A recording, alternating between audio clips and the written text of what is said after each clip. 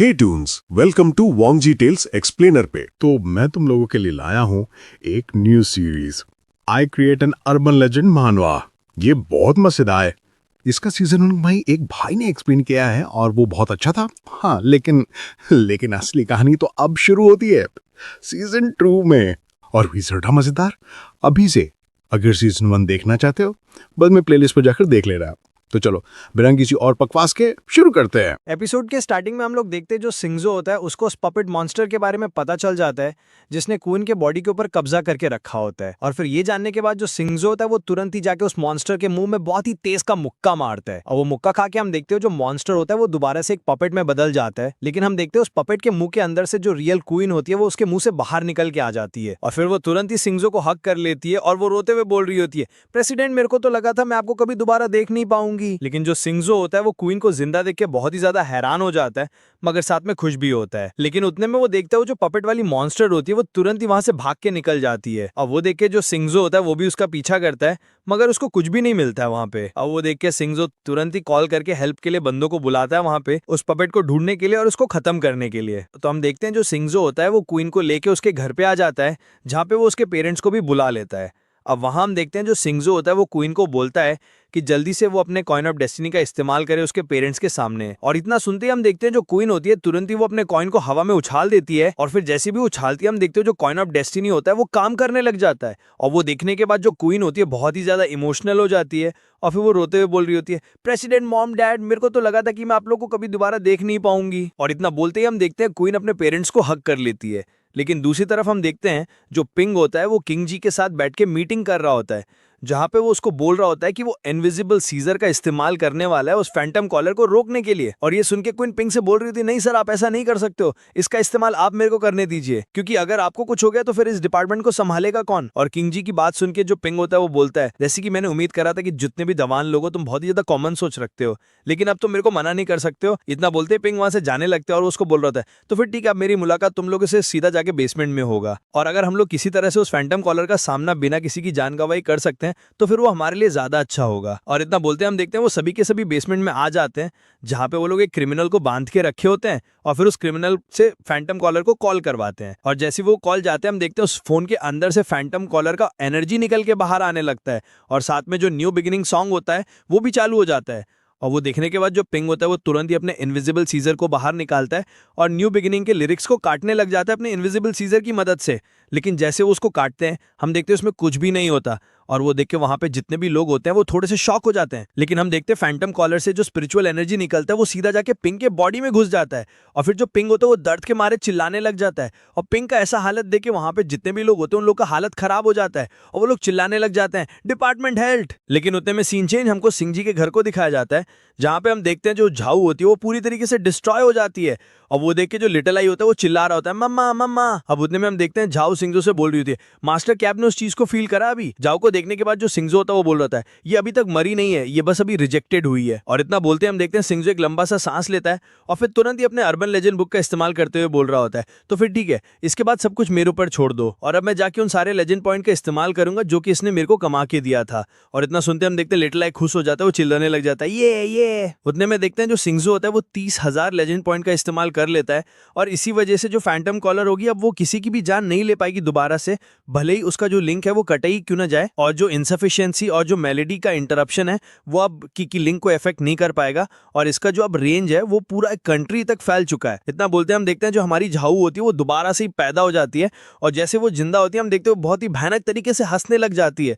लेकिन उसके तुरंत बाद ही वो रोते हुए सिंगजो को हक कर लेती है और वो बोल रही होती है, ये तो बहुत ही ज्यादा भयानक था और मेरे को तो पूरा ऐसा फील हो रहा था जैसे मानो कोई मेरे बॉडी को बहुत ही छोटे छोटे पीस में कट कर रहा हो और वो लोग तो मेरे सारे कॉल्स को रोक भी रहे हैं। इतना बोलते हैं हम देखते हैं झाऊ अपने मुख को खोल के इशारा करते हुए सिंगजो से बोल रही होती है और उसको ऐसा करता हुआ देख जो सिंगजो तस से बोल रहा होता है, क्या हो गया तुमको। अब इतना बोलते ही सिंगजो के अर्बन लेजेंड बुक में लिखा हुआ आ जाता है कि जो स्पेशल डिपार्टमेंट का हेड है वो ट्रांसपेरेंट सीजर का रूल का इस्तेमाल करके जो फैंटम कॉलर है उसको डिसरप्ट कर रहा है और उसी सेम टाइम में उन लोगों ने वोट करा है हॉर्न ऑफ साइलेंस को इस्तेमाल करने का ट्रांसपेरेंट सीजर के साथ में जिससे कि वो लोग फैंटम कॉलर को खत्म कर पाए और इस बार अंडरवर्ल्ड की लड़की वाला केस ना हो जब वो लोग उसको खत्म नहीं कर पाए थे। अब वो देख के जो सिंगजो था वो बोल रहा था, ये हॉर्न ऑफ साइलेंस क्या है। और ये सुन के उसके बुक में लिखा हुआ आ जाता है कि जो हॉर्न ऑफ साइलेंस है ये आसपास के जितने भी साउंड होते हैं सभी को उस हॉर्न के अंदर खींच लेता है और जो स्पेशल डिपार्टमेंट है ये लोग इसको स्लम एरिया एरिया में इस्तेमाल करते हैं जहाँ पे सबसे ज़्यादा हाईएस्ट रिस्क होता है, और जो कीमत है 10,000 लोगों को इसी जगह में कोई भी साउंड ना बनाने का, वो भी इस लाइफ में बहुत ही ज़्यादा हाई है। ये देखने के बाद हम देखते हैं झाऊ रोने लग जाती है,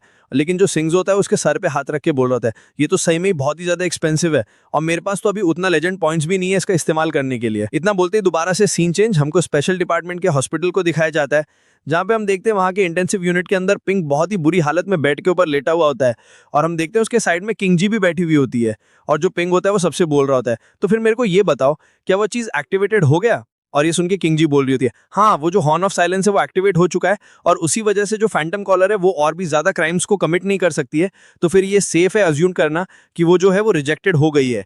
और कल जो पब्लिक सिक्योरिटी ब्यूरो है वो लोग एक प्रेस कॉन्फ्रेंस रखने वाले हैं, अब वो लोग सब कुछ एक्सप्लेन करने वाले हैं वो जो वोकल कॉर्ड से जो पैरालिसिस हो रहा था उसको, और वो लोग प्रेस कॉन्फ्रेंस में ये बोलने वाले हैं कि एक टेररिस्ट ने पानी के सप्लाई के अंदर कोई पॉइजन डाल दिया था, और इसी वजह से सभी लोग पैरालाइज्ड हो जा रहे थे, और उसी वजह से जितने भी लोग मारे गए हैं उन लोग के लिए जो कॉम्पनसेशन फीस है उसको भी तैयार कर लिया गया है, और एक अग्रीमेंट भी हम लोगों ने बना लिया जिसमें हमने लिखा है कि किसी लोगों को अगर कोई भी दिक्कत होगा तो फिर हम लोग उनको जो भी पैसा देंगे हम लोग उनसे वापस ले लेंगे अगर वो लोग अग्रीमेंट को नहीं मानेंगे तो। लेकिन इन सब से जरा सा भी फर्क नहीं पड़ता हम लोग को, क्योंकि इतना बड़ा से जो हम लोगों ने कॉम्पनसेशन फीस को तैयार करा गया है वो एक एल्डर ने दिया है जो कि हमारे इंटेलेक्चुअल सर्कल से है, और उन्होंने बस ये सब तुम्हारे लिए ही करा है। और ये सुन के पिंग बोल रहा होता है तो मेरे को ये बताओ कि वो जो बच्चा है हंगान, उसके साथ चीजें कैसा चल रहा है? और ये सुन के किंग जी बोल रही होती है इतने लंबे टाइम से वो खुद को तैयार कर रही है तो फिर उसी वजह से तुमको कोई चिंता करने की जरूरत नहीं है।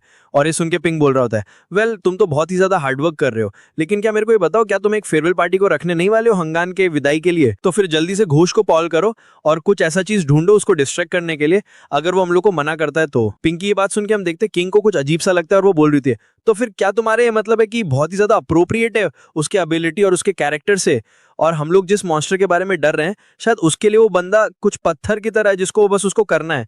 तो फिर भले ही तुम उसको टेस्ट करना चाहते हो या फिर उसको ट्रस्ट करते हो तो फिर क्यों ना तुम अपनी मदद की हाथ बढ़ाओ उसके लिए। इतना बोलते ही दोबारा से सीन चेंज, हमको स्पेशल डिपार्टमेंट के कैंटीन को दिखाया जाता है जहाँ पे हम देखते हैं जो सिंग्जो होता है वहाँ पे डिनर के लिए आया वो होता है हंगान के साथ, और वो सब खाना देख के सिंग्जो बोल रहा होता है अच्छा तो तुम मेरे से ये चाहते थे कि तुम मेरे साथ डिनर में आओ, वो भी इस कैफेटेरिया में। इतना सुनते हम देखते हैं जो हंगान होती है वो चिल्लाते हुए बोल रही होती है तो फिर इसमें क्या गलत बात है यहाँ पे। और यहाँ जितने भी शेफ है हमारे स्पेशल डिपार्टमेंट के अंदर वो सभी के सभी लोग बिल्कुल ही किसी 5 स्टार पैरल मास्टर की तरह हैं। और क्या तुमने इससे पहले सी फूड खाया है, वो भी बस 28 सेंट्स में, और साथ में एक बोल ऑफ बोगो मीट वो भी 150 सेंट्स में। और उसकी सब बातें सुन के हम देखते हैं साइड में जो किंग जी होती है वो अपने ड्रिंक को पीते हुए बोल रही थी तुमको अगर ड्रिंक और मीट खाना है तो तुम और ज्यादा मंगा सकते हो। और इतना सुन के हम देखते हैं जो हंगान होती है वो रोने लग जाती है और वो बोल रही होती है मैं आज रात को उस अंडरवर्ल्ड की लड़की के साथ मुलाकात करने वाली हूँ, तो फिर क्या तुम मेरे साथ थोड़े से अच्छे से पेश आ सकते हो? और उसकी बात सुन के सिंग्जो बोल रहा होता है ये तो बहुत ज्यादा हार्ड है मेरे को कमेंट करने में, लेकिन मैं विश करता हूँ कि तुम सक्सेस हो जाओ। और फिर उतने में सिंग्जो किंग जी से बोलता है क्या तुमने बस मेरे को यहाँ पे हंगान को गुड बाय बोलने के लिए तो नहीं बुलाया बस? और इतना सुनते जो किंग जी होती है वो एक कार्ड को दिखाते हुए बोल रही होती है of course expecting coin membership card. ये एक ऐसा वेबसाइट है जिसको कंट्री के कुछ पैरल क्राफ्ट लीड करते हैं, और इसका जो मेन पर्पस है वो ये है कि वो लोग बहुत ही टॉप के ऑफिसर के लिए काम करते हैं, वो भी उनके घोस्ट क्लियरिंग क्वेस्ट के लिए। ये देख के हम देखते हैं सिंग्जो थोड़ा सा चौंक जाते हैं, वो बोल रहा होता है तो फिर तुम मेरे को ये कार्ड क्यों दे रहे हो? और ये सुन के जो किंगजी होती है वो सिंग्जो से बोलती है घोस्ट वन फूल स्पिरिट, अगर इन लोगों का सामना किसी भी अमीर से अमीर बंदे के साथ क्यों ना आ जाए तो फिर उन लोग का जो मरना होता है वो कंफर्म हो जाता है, लेकिन तब भी उन सबका जो कनेक्शन है वो लोग किसी ना किसी तरीके से ढूंढ ही लेते हैं स्पेशल डिपार्टमेंट के अंदर, वो भी कुछ इक्विपमेंट को खरीदने के लिए, उन सारे क्वेस्ट को क्लियर करने के लिए। और अगर वो लोग किसी तरीके से भी अगर इंस्पेक्टर्स को कॉल लगा पाते हैं तो फिर वो लोग उनसे मदद मांगते हैं। और ये सब सुन के नेक्स्ट साइड से और एक लड़की बोल रही होती है अगर तुमको बताऊं तो हम लोग के पास जरा सा भी पैसे की कमी नहीं है और हम लोग के पास जरा सा भी टाइम नहीं है, वो भी सिंपैथी दिखाने के लिए किसी दूसरे को, तो फिर अगर ये इतना ज्यादा जरूरी रिक्वायरमेंट नहीं होता स्पेशल डिपार्टमेंट के लिए तो फिर मैं उधर कभी नहीं जाती। और उसकी बात सुन के सिंग्जो बोल रहा था तो मेरे को ये बताओ तुम मेरे को ये कार्ड क्यों दे रहे हो, और तुम लोगों ने अभी तक मेरे सवाल का जवाब नहीं दिया है। सिंग्जू की बात सुन के वो लड़की बोल रही होती है घोस्ट क्या तुमको पता नहीं है तुम्हारे उस इवल नेबर को खत्म करने के बाद तुमने खुद के लिए एक नियम बना लिया, वो भी पूरे इंटेलेक्चुअल सर्कल में और साथ में इंस्पेक्टर्स में भी, और इसी वजह से ये कोई बताने की बात नहीं है कि जितने भी बाकी के इंस्पेक्टर्स है वो लोग तुम्हारे साथ दोस्ती करना चाहते हैं। और उसकी बात सुन के साइड से जो किंग जी होती है वो बोल रही होती है हाल ही में यहाँ पे बहुत सारे अजीब से अजीब चीजें हो रहे हैं और तुम बाकी के जितने भी इंस्पेक्टर्स हैं उनके तरह बिल्कुल भी नहीं हो, और तुम बहुत ही ज्यादा केपेबल हो और तुम्हारे अंदर मरने को लेकर जरा सा भी डर नहीं है, और तुम अपना बेस्ट देना चाहते हो किसी भी साधारण या फिर फिर कमजोर लोगों की जिंदगी को बचाने के लिए। तो फिर मैं चाहती हूँ कि तुमको और भी ज्यादा रिकॉग्निशन मिले जो तुम सब कुछ कर रहे हो उन सब के लिए। तो फिर तुम अब से जितने भी इंस्पेक्टर है उन सबके मिनिस्ट्री हो गए हो, और हम लोग चाहते हैं कि तुम हमारी मदद करो उन सारे मॉन्स्टर्स को डिफीट करने के लिए। और ऑफकोर्स तुम्हारा जो ऑब्सेशन है उन सारे मॉन्स्टर को लेके, वो बस इसलिए क्योंकि तुम्हारे जो दोस्त है वो मारे गए उस यॉर्टन वाले मॉन्स्टर से, जिसकी वजह से ये तो पूरा समझ में आता है मेरे को। लेकिन उसके बावजूद भी मैं हमेशा से सोचती हूँ कि तुम्हारा कुछ लेना देना है क्या उस यॉर्टन के ऐसे अचानक गायब होने से। किंग जी की ये बात सुन के हम देखते हैं सिंगजो का पूरा बोलती बंद हो जाता है, लेकिन साइड में हम देखते हैं वो जो लड़की होती है वो ये सब सुन के बहुत ज्यादा एक्साइटेड हो जाती है और उसके पूरे बॉडी से आग निकलने लग जाता है एक्साइटमेंट की वजह से। मगर उतने में जो सिंगजो था वो मनी मन सोच रहा होता है ये सभी के सभी अपने गार्ड में, वो भी बस इसीलिए क्योंकि मैं बहुत ज्यादा अग्रेसिव हूँ वही मॉन्स्टर को लेके। उसी वजह से ये मेरे ऊपर शक करी कि मेरे कुछ अलग मकसद भी हैं, और अगर मैं उस यॉर्टन पे वापस जाऊं तो फिर उसके बारे में तो भूल ही गया था मैं। और फिर उतने में जो सिंगजो था वो मुस्कुराता है और बोल रहा होता है वो जो यॉर्टन है वो पूरी तरीके से गायब हो गया है, और उसके बारे में तो मैं भी सोच रहा था। और शायद ये इसी वजह से होगा कि जितने भी बुलीज कमजोर लोग को बुली करते थे और जो कि स्ट्रांग लोग से डरते हैं, तो फिर वो लोग डर के मारे भाग गए होंगे जब उन लोग को पता चला कि मैं केपेबल इंसान हूं। और तुमको सही में ऐसा तो नहीं लगता कि मैं केपेबल हूं किसी भी मॉन्स्टर को जान से मारने के लिए, है ना? और क्या हम लोग किसी भी मॉन्स्टर को पूरी तरीके से मार सकते हैं? और इतना बोलते हम देखते सिंगजो याद करने लग जाता है अपने लिटिल आई को, और वो बोल रहा होता है अगर मैं अपने लिटिल आई की बात करूं तो फिर जब भी वो किसी मॉन्स्टर को निकल लेता है तो फिर वो जो मॉन्स्टर होता है वो भी उसी का पार्ट हो जाता है। जाता है। उतना बोलते हम देखते हैं सिंह वहां से उठते हैं, वो बोल रहा होता है चीफ किंग जी मैं ये एम्फसाइज करना चाहता हूं कि मैंने स्पेशल डिपार्टमेंट के जितने भी टेस्ट हैं उन सभी को पास कर लिया है। तो फिर ये जरा से मैटर नहीं करता कि आप मेरे पर बिलीव करो या ना करो, मैं आपके इस काइंड को एक्सेप्ट करता हूं। उतना बोलते जो सिंच होता है वो मनी मन सोच रहा होता है मेरे को जितनी जल्दी हो सके उतनी जल्दी और भी बहुत सारे क्वेस्ट को पूरा करना होगा जिससे कि मेरे को लिजर एंड पॉइंट मिले और मैं उससे खुद को और भी ज्यादा ताकतवर बना दूं। तो फिर अभी तो मेरे को आपको शुक्रिया बोलना चाहिए कि आपने जाओ इनको उस साइलेंस ऑफ फन के अंदर से बाहर निकाल दिया है, और मेरे को तो अब जरा से ही फर्क नहीं पड़ता कि अगर आप मेरे को शक भी करो तो। अब तो हम देखते हैं जो किंग जी होती है वो सिंच से बोल रही होती है। ये तो बहुत थोड़ा बहुत कंफ्यूजन था मेरे अंदर जो कि मैं तुमसे क्लियर करना चाहती थी, तो फिर इससे बुरा मत माना तुम। और इतना बोलते हम देखते हैं वो सभी के सभी लोग वहां से जाने लगते हैं, और जाते जो किंग जी होती है वो बोल रही होती है इस आदमी को पहले जाके हमें सोबर करना है जिससे कि आज रात को भाग ना पाए। मगर तुम जो किंग जी होती है वो पीछे मुड़कर सिंच से बोल रही होती है वैसे मैं तुमको एक बात बताना भूल गई, जो आदमी तुमको इतने टाइम से ढूंढ रहा है वो पक्का से मिस्टर रिंग होंगे जो कि हमारे इंटेलेक्चुअल सर्कल से हैं, और उनका जो ग्रैंड सन है वो मिसिंग है। तो उसी वजह से वो बहुत ही ज्यादा पैसे को पे कर रहे हैं इंस्पेक्टर को, वो भी इस केस में इन्वेस्टिगेट करने के लिए। लेकिन ये तो बिल्कुल ही ऐसा कुछ है जैसे मानो कि उनका जो ग्रैंड सन है वो बिल्कुल ही हवा में गायब हो गया है, वो भी बिना किसी सबूत के। और जो भी इंस्पेक्टर इन्वेस्टिगेट कर रहे थे वो लोग कभी वापस लौट के नहीं आए। और फिर हम सीन चेंज करके हमको सिंजी के घर को दिखाया जाता है जहां पे रात के 11:30 हो रहा होता है, और वहां हम देखते हैं जो जाई होती है वो एक ग्रेजुएट स्टूडेंट का एक्टिंग कर रही होती है, और वो बोल रही होती है सर आप मेरे पर ट्रस्ट कर सकते हो अगर आप ट्रस्ट करना चाहते हो तो। और ये सुन के जो सिंज होता है वो बोल रहा होता है कोई भी जरूरत नहीं है, तुम ये जो दो हुए लोग हैं इन लोगों के ऊपर टेस्ट कर सकते हो, और अभी भी कुछ ऐसी चीजें हैं जिनके ऊपर मेरे को अभी भी थोड़ा सा ध्यान देना है, और वो पक्का से उस स्पेशल डिपार्टमेंट के रिलेटेड होगा। और अगर ये कोई मॉन्स्टर हुआ तो फिर ये तो मेरे लिए बहुत ही ज्यादा थकावट होने वाला है, वो भी मेंटली और फिजिकली, और ये तो बहुत ही ज्यादा अनोइंग है। और इतना बोलते बोलते हम देखते हैं जो शिंजू होता है उसको चक्कर आने लग जाता है। अब वो देख के जो लिटिल आई होता है वो चिल्लाते रहता है मामा मामा, और जाई भी बोल रहा होता है सर क्या हुआ आपको। लेकिन इतना बोलते हम देखते हैं जो शिंजू होता है वो सीधा नीचे जमीन में ढेर हो जाता है, और फिर तुरंत ही जो शिंजू होता है वो अपने दिमाग के अंदर देखने लग जाता है एक जगह को। वो देख के वो बोल रहा होता है ये कौन सी जगह है।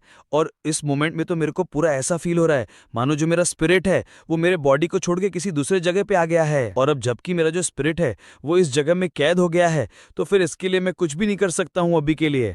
और इतना बोलते ही हम देखते हैं जो शिंजू होता है वो रूम को देखता है जहां पर बहुत सारे लोग कैद होते हैं और वो लोग चिल्ला रहे होते हैं क्वीन मैं तुमको जान से मार दूंगा, ये कौन सी जगह है, हम लोगों को बाहर निकालो। क्वीन अब तुम एक आसान सी मौत नहीं मरोगे, अब तुम बहुत ही दर्दनाक मौत मरोगे और तुम सीधा हेल में जाओगे। और उस रूम में हम देखते हैं जो शिंजी होता है वो भी कैद होता है, और वो जगह को देखकर बोल रहा होता है हाँ ये रूम तो किसी आर्टिस्ट के रूम के जैसा लग रहा है मेरे को। अब वो साइड में चिल्लाने की आवाज के पास बोल रहा होता है ये लोग तो कितना ज्यादा ही शोर कर रहे हैं यहाँ पे, तो फिर चलो पहले इसी की बात सुन लेता हूं मैं। और वो रूम में शिंजी वहां पे किसी को देखकर बोल रहा होता है ये मेरे को किसी मॉन्स्टर की तरह तो नहीं लग रहा है, लेकिन अभी इसने किसी आइटम का इस्तेमाल करा है यहाँ पे। अचानक बोलते ही हम देखते हैं उस आदमी को जो कि शिंजी को देखकर बोल रहा होता है हाँ तुम तो सबसे ज्यादा शांत स्पिरिट हो जो कि आज से पहले मैंने कभी भी नहीं देखा है, क्या तुमको मेरे को देख के डर नहीं लग रहा है। और उसकी बात सुनकर हम देखते हैं शिंजी कोई भी जवाब नहीं देता है। अब वो देखकर वो जो आदमी होता है वो बोल रहा होता है तुम्हारे चेहरे पे ये जो रिएक्शन है ये देखकर मेरे को बिल्कुल भी अच्छा नहीं लगा। अब तुम्हारे चेहरे पे तो कुछ ऐसा लुक है जैसे मानो कि तुम बहुत ही ज्यादा हाई माइटी इंसान हो। अचानक बोलते ही हम देखते हैं वो शिंजी जिस कागज के अंदर कैद होता है वो उस कागज को फाड़ने लग जाता है और वो बोल रहा होता है ये लो, ये तुम्हारा पनिशमेंट है। अब बोलते ही हम देखते हैं शिंजी को उससे बहुत ही ज्यादा दर्द हो जाता और बोल रहा होता है आउच। मगर वो जो बंदा होता है वो शिंजी से बोल रहा होता है पहले मेरे को ये बताओ कि तुम मेरे से डर क्यों नहीं रहे हो, और ऐसा तो नहीं कि तुम बस दिखावा कर रहे हो शांत रहने का।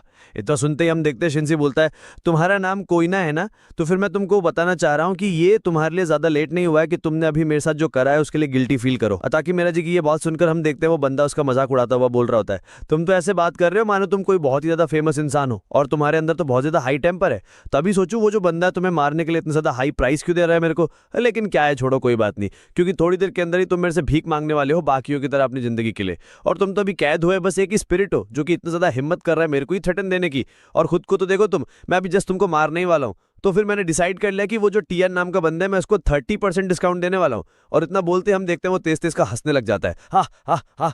और उसकी बात सुनकर जो शिंजी होता है वो मनी मन सोच रहा होता है अच्छा तो फिर इसको किसी टिया नाम के बंदे ने पैसा दिया है मेरे को मारने के लिए, और क्या मैं उस बंदे को जानता भी हूँ। लेकिन मेरे को कोई भी फर्क नहीं पड़ता कि जैसे पागल बंदे के मुंह से मेरे लिए कुछ भी निकल के आए या फिर ये मेरे को अभी यहाँ पे कुछ भी बोले। और इतना बोलते ही हम देखते हैं तो शिंजी होता है वो खुद को ही आग में जला लेता है। अब होते ही हम देखते हैं वो जो बंदा होता है शिंजी के उस पेपर को छोड़ देता है और वो बोल रहा होता है डैम ये तो बहुत ही गर्म है। मगर उतने में जो शिंजी होता है वो मरता हुआ बोल रहा होता है अच्छा मेरे को याद आ गया उस बंदे का नाम और उसका चेहरा। लेकिन दूसरे में देखते हैं वो जो बंदा होता है वो बहुत ही ज्यादा हैरान और परेशान हो जाता है और वो बोल रहा होता है क्या इसने तो खुद से ही सुसाइड कर लिया है, लेकिन ये तो नामुमकिन है, बिल्कुल ही नामुमकिन है। मैंने तो उसके स्पिरिट को पहले से ही कैद करके रखा था, तो फिर कैसे कोई खुद के स्पिरिट को ऐसे तबाह कर सकता है। अचानक इतना बोलते हम देखते वो जमीन में बैठ के वो चिल्लाता हुआ बोल रहा होता है वो स्पिरिट वो कैसे कर सकता है। और इतना बोलते हुए बड़े गुस्से में लाता और वो बोल रहा था उस कबाड़ के ढेर ने तो इस बार पूरा मेरा दिमाग खराब कर दिया है, तो फिर अब टाइम आ गया उसको इस चीज के लिए कीमत चुकता करना पड़ेगा और उसके बदले में उसको मरना होगा उसको किसी भी हालत में। और इतना बोलते दोबारा चिल्लाता है शिट अब तुम बस इंतजार करो। और इतना बोलते वो अपने कमरे से निकलता हुआ बोल रहा है चुप हो जाओ, उसने कोई सुसाइड कमिट नहीं करा होगा, वो पक्का से मर गया होगा अभी तक। और इतना बोलते दोबारा से सीन हमको सिंच को दिखाई जाता है जहां पे हम देखते वो दोबारा से जिंदा हो जाता है। अभी वो तुरंत इस स्पेशल डिपार्टमेंट में कॉल करके बोल रहा होता है हेलो मैं मॉनिटर हूँ स्पेशल डिपार्टमेंट का और मेरा निकनेम घोस्ट है, तो प्लीज मेरी मदद करो एक आदमी को ढूंढने के लिए जिसका नाम ही क्वीन है। उसके जो बाल है बहुत ही लंबे लंबे हैं और उसके आंखों के नीचे बहुत ही कालापन है। वो एक आर्टिस्ट है। अब सिंचतम देखते राहत हो चुका होता है जहां पे जो स्पेशल डिपार्टमेंट वाले होते हैं वो सिंच जी को बोल रहे होते हैं हेलो सर हमने उस आदमी को ढूंढ लिया है और उसको थोड़ी देर पहले ही देखा गया है डार्क नाइट बार के पास में। इतना सुनने के साथ ही हम देखते हैं 15 मिनट बाद जो सिंच होता है वो सीधा डार्क नाइट क्लब के पास आ जाता है उस बंदे ही क्वीन को ढूंढने के लिए। अब होती हम देखते हैं जो सिंच होता है वो अपने फोन के अंदर तियाना और उसके साथ का फोटो देख रहा होता है। उसको देख के वो बोल रहा होता है तियाना जंगी तुम्हारे अंदर उसके खिलाफ क्या है, इस चीज को क्लियर करो मेरे को, और क्या कुछ लव का राइवल है क्या। इतना बहुत ही हम देखते हैं उस बंदे ही क्वीन को जो कि ड्रिंक कर रहा होता है और वो बहुत ही ज्यादा नशे में होता है और वो साथ में बोल रहा होता है क्या मैंने पहले तुमको बताया नहीं था, क्या मैंने अपने आंखों को सेट कर लिया एक फिजियोथेरेपिस्ट के ऊपर और वो देखने में तो बहुत ही ज्यादा अच्छी है, तो फिर वो मेरी क्यों नहीं बन जाती। लेकिन जब मैंने जाके उसको अपने दिल की बात बताया उसने मेरे को मना कर दिया और उसने बोला कि वो किसी और को पसंद करती है। और फिर उसके बाद मेरे को जाके उसके बारे में पता लगा, तो फिर उसी वजह से मैं सीधा तुम्हारे पास आ गया। और क्या तुमको उसके बैकग्राउंड के बारे में कुछ भी नहीं पता है। और उसकी बात सुन के वो दूसरा बंदा बोल रहा होता है तो फिर क्या प्रॉब्लम है, और क्या वो कोई ऐसा बंदा नहीं है जो कि दिखने में बहुत ही ज्यादा अच्छा है और तुम तो बहुत ही ज्यादा अच्छे हो, तो फिर कोई भी लड़की तुम्हारा कुछ भी नहीं बिगाड़ सकता है, तो फिर तुम उसके बावजूद भी किसके बारे में इतना ज्यादा चिंता कर रहे हो। और ये सुनकर जो बंदा होता है ही क्वीन वो बहुत ही ज्यादा घबराता हुआ बोल रहा होता है तुमको कुछ भी नहीं पता है, मैंने उसके स्पिरिट को कैद भी कर लिया था, लेकिन उसके बावजूद भी अब वो दोनों ऐसी बातें कर रहे होते हैं क्योंकि हम देखते हैं दूर में जो सिंस होता है वो खड़े होकर उन दोनों की बात सुन रहा होता है और फिर वो तुरंत ही बहुत ही जोर से छलांग मार के उन दोनों के पास आ जाता है और उन दोनों के कंधे पे हाथ रख के बोल रहा होता है हेलो तुम दोनों, क्यों ना हम सब मिलके एक ड्रिंक पी लें साथ में ही।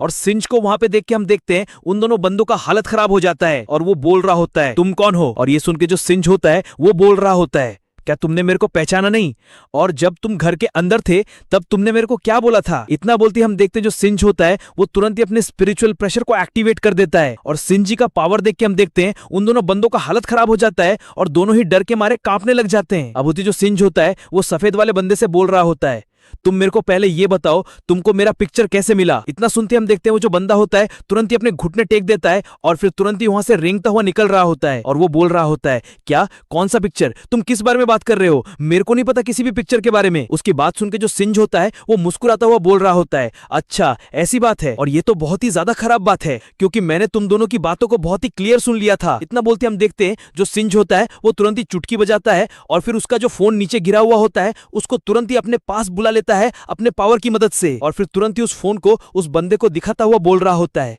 तो फिर ये बताओ मेरे को तुम लोगों ने क्या किया है, और नहीं तो मैं तुम दोनों का यहीं पे हड्डी पसली एक कर दूंगा। इतना सुनते हम देखते हैं उसके फोन के अंदर जो तियाना होती है उसके बहुत सारे फोटोज होते हैं जो कि इन लोगों ने छुप छुप के लिए होते हैं। अब वो देख के सिंज उसको बोल रहा होता है, जल्दी से बताओ मेरे को, नहीं तो मैं तुरंत ही तुमको साइड में नाले में फेंक दूंगा। इतना सुनते वो बंदा बोल रहा होता है, मैं यंग हाई स्कूल में एक टीचर हूं और हमारे स्कूल के अंदर हाल ही में एक फिजियोथेरेपिस्ट को हायर किया गया था, लेकिन वो स्टार्म डोमेट्री के अंदर बस एक सप्ताह में 2 बार ही आती थी और मैंने सुना था कि वो एक साइड जॉब भी करती है, लेकिन उसके बारे में वो किसी को भी नहीं बताती है और मैं उसको बहुत ही ज्यादा पसंद करता था। उसी वजह से मैंने उसका पीछा किया और मैंने उसको अपने दिल की बात बताई, लेकिन उसने मेरे को मना कर दिया। लेकिन एक बार गलती से मैंने उसके फोन में तुम्हारे फोटो को देख लिया और उसी वजह से मैंने गेस किया कि तुम ही हो जिसको वो लाइक करती है। और ये सुन के जो सिंज होता है वो उसको बोलता है, अच्छा तो तुमने उसके फ्रेंड के साथ कांटेक्ट किया और तुमने उसको पैसे भी दिए शेरी के सारे फोटो निकलवाने के लिए, है ना, और लास्ट में तुमने मेरा भी फोटो उसी से निकाला है ना, और फिर उसके बाद तुमने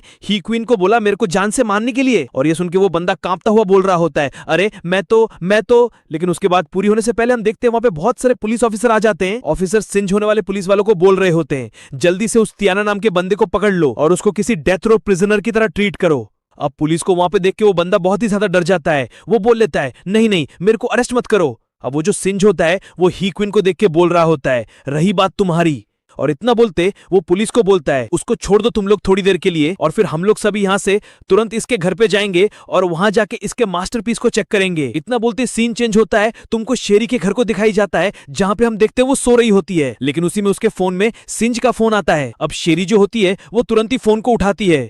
अब उसी में सिंज जी बोल रहे होते हैं, हेलो मैं घोस्ट बोल रहा हूं। इतना सुनते हम देखते हैं जो शेरी होती है वो बहुत ही ज्यादा हैरान हो जाती है और वो चिल्लाते हुए बोल रही होती है, क्या लॉर्ड घोस्ट आपने इस टाइम फोन किया, कुछ जरूरी बात है क्या? और ये सुन के सिंज उससे बोल रहा होता है, हाँ कुछ जरूरी बात है जो कि मैं तुमको बताना चाहता हूं, तो फिर ध्यान से सुनो। और इतना बोलते सिंज जो होता है उसको पूरी स्टोरी बता देता है और फिर वो उसको बोल रहा होता है, बस इतना ही, और मैं उम्मीद करता हूं कि तुम खुद से ये सब हैंडल कर लोगे। इतना सुनने के साथ ही शेरी जो होती है वो मनी मन सोच रही होती है, मिस्टर घोष ने इतने रात को मेरे को कॉल किया है तो फिर जाहिर सी बात है वो जो फोटो है उसका कुछ ना कुछ लेना देना होगा मिस्टर लॉर्ड के सेफ्टी के साथ में, लेकिन उन्होंने मेरे को अभी ये इन्फॉर्मेशन को बहुत ही अच्छे से सॉल्व करना होगा और मेरे को तो बहुत ही ज्यादा ग्रेटफुल होना चाहिए उनके लिए, और अब मेरे को अपनी जिम्मेदारी अपने कंधों के ऊपर भी लेने की जरूरत है। इतना बोलते हम देखते हैं जो शेरी होती है वो अपने दूसरे रूम में आ जाती है और जहां पे हम देखते हैं उसकी जो फ्रेंड होती है वो एक बिल्ली बनने का कॉस्प्ले कर रही होती है। अब वो देख के जो शेरी होती है वो उसको बोलती है, जायो जिंग तुम इतने लेट नाइट को भी ब्रॉडकास्टिंग कर रहे हो, और शेरी को वहां पे देख के वो जो जायो जिंग होती है वो बोल रही होती है, ओ शेरी तुम दरवाजे को बिना नॉक किए हुए अंदर क्यों आ गए? और सुन के शेरी उससे बोलती है, ये बताओ तुमने मेरे पिक्चर्स को यंग जंगी को दिया है क्या, और उसके बदले में तुमको कितने पैसे मिले हैं? और ये सुन के जो जिंग होती है वो मुस्कुराते हुए बोल रही होती है, तुम कैसी बात कर रहे हो, मैं कैसे पैसे ले सकती हूँ किसी दूसरे इंसान से, और मैंने जो कुछ भी किया है वो तुम्हारे भलाई के लिए किया है, और मेरे को तो लगता है वो जो बंदा टिया है वो दिखने में भी बहुत ही अच्छा है, तो फिर उसी वजह से वो जानना चाहता था कि उसका राइवल कौन है, उसी वजह से उसने मेरे से पिक्चर मांगा जिससे कि वो जाके उससे फाइट कर पाए, वो भी सिर्फ तुम्हारे लिए। इतना सुनते जो शेरी होती है तुरंत ही उसके पास जाके उसको पकड़ के बोल रही होती है, आज की बात से तुम्हें ब्रॉडकास्ट करने की जरूरत नहीं है क्योंकि ये बहुत ही ज्यादा काम हो जाता है तुम्हारे लिए, तो फिर मैं जल्दी तुमको एक न्यू जॉब से इंट्रोड्यूस कराऊंगी। शेरी की बात सुनते हम देखते हैं जिंग बहुत ही ज्यादा खुश हो जाती है और वो बोल रही होती है, क्या तुम सच बोल रहे हो? और इतना बोलते वो शेरी को हक कर लेती है और वो बोल रही होती है, तुम तो बहुत ही ज्यादा दयालु हो, तो फिर ये बताओ मेरे को किस तरीके का जॉब है वो? और इतना बोलते हम देखते हैं जो झिंग होती है वो बहुत ही डरावने तरीके से मनी मन सोच रही होती है, क्या वो जो बंदा टिया है वो सक्सेसफुल हो गया है और सिर्फ इसी वजह से ये तुरंत ही दौड़ के आ गई मेरे पास मेरे को टेस्ट करने के लिए, तो फिर ये तो बहुत ही अच्छा बात हो गया मेरे लिए क्योंकि ये इस वजह से मेरे लिए बहुत ही एक्स्ट्रा ऑर्डिनरी जॉब ढूंढने वाली है, और फिर जब टाइम आएगा मैं इसको बोलूंगा मेरे को इंट्रोड्यूस कराने के लिए उस लड़के से जो कि उस फोटो में था, और वो देखने में भी तो बहुत ही ज्यादा हैंडसम है, तो फिर ये तो बहुत ही ज्यादा वेस्ट हो जाएगा अगर मैं उसको ऐसे ही मरने दूंगी उस बूढ़े के हाथ में। इतना वो सब सोच रही होती, अब होती जो शेरी होती है उसको पैट करते हुए बोल रही होती है, एक ऐसा जॉब जो तुम्हें बहुत ही ज्यादा पैसे देने वाला है, और जो साइड जॉब मैं करती हूँ तुम्हें उस बारे में मैंने कभी भी नहीं बताया था, लेकिन कल ही तुमको उस बारे में पता लगने वाला है और तुमको वो जॉब बहुत ही पसंद आएगा। और शेरी की बात सुन के हम देखते हैं जो झिंग होती है बहुत ही ज्यादा खुश हो जाती है और उसके पूरे आंखें चमकने लग जाते हैं। अब होती शेरी उसको बोल रही होती है ये कोई ऐसा जॉब है जो कि तुम्हें पूरी जिंदगी भर में एक बार ही मिलता है। और इतना बोलते दोबारा से सीन चेंज होता है,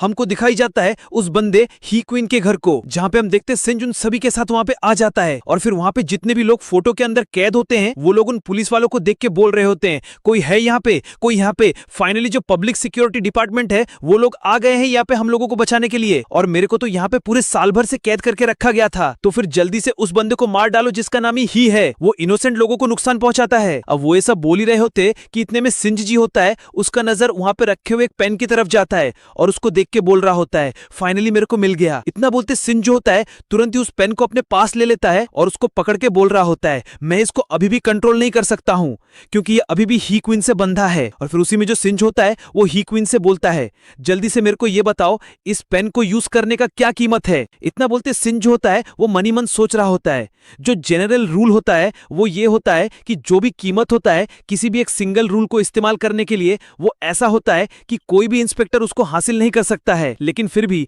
ये जो बंदा ही क्वीन है ये ऑब्वियसली एक साधारण सा इंसान है, तो फिर ये किसी भी रूल आइटम का इस्तेमाल कर सकता है, वो भी बिना किसी रुकावट के। इतना बोलते हम देखते हैं जो पुलिस वाला होता है वो ही क्वीन से बोल रहा होता है ए जल्दी से सवाल का आंसर दो जो कि लॉर्ड घोष ने तुमसे पूछा है। लेकिन जो ही क्वीन होता है वो कुछ भी नहीं बोल रहा होता है और वो देख के सिंजी बोल रहा होता है अच्छा कुछ भी नहीं बोलोगे, लेकिन तुमने इस पेन का इस्तेमाल करके जितने भी लोग हैं यहाँ पे उन सभी के सोल को अपने पेंटिंग के अंदर कैद करके रख दिया है, तो फिर पक्का से इसका कोई दूसरा सा टॉर्चर मेथड तो होगा ही, और अगर तुम उस पेंटिंग को फाड़ते हो तो फिर तुम उस बंदे के सोल को भी फाड़ के रख देते हो, है ना। इतना बोलते हम देखते जो सिंज होता है वो अपने स्पिरिचुअल एनर्जी का इस्तेमाल करने लग जाता है उस रूम के अंदर जितने भी सोल्स होते हैं उनको कलेक्ट करने के लिए, और फिर वो ही क्वीन को बोल रहा होता है मेरे पास बहुत ही ज्यादा टाइम है इस वर्ल्ड में खर्च करने के लिए और खास करके तुम्हारे साथ में। और इतना बोलते सिंज सोच रहा होता है वेल मेरा जो करंट 4th लेवल का स्पिरिचुअल पावर है और साथ में उसका जो ईड़े का एबिलिटी मिला हुआ है उसका इस्तेमाल करके मैं यहाँ पे सोल को कलेक्ट कर सकता हूँ, और ये जो नया मेथड मेरे को मिला है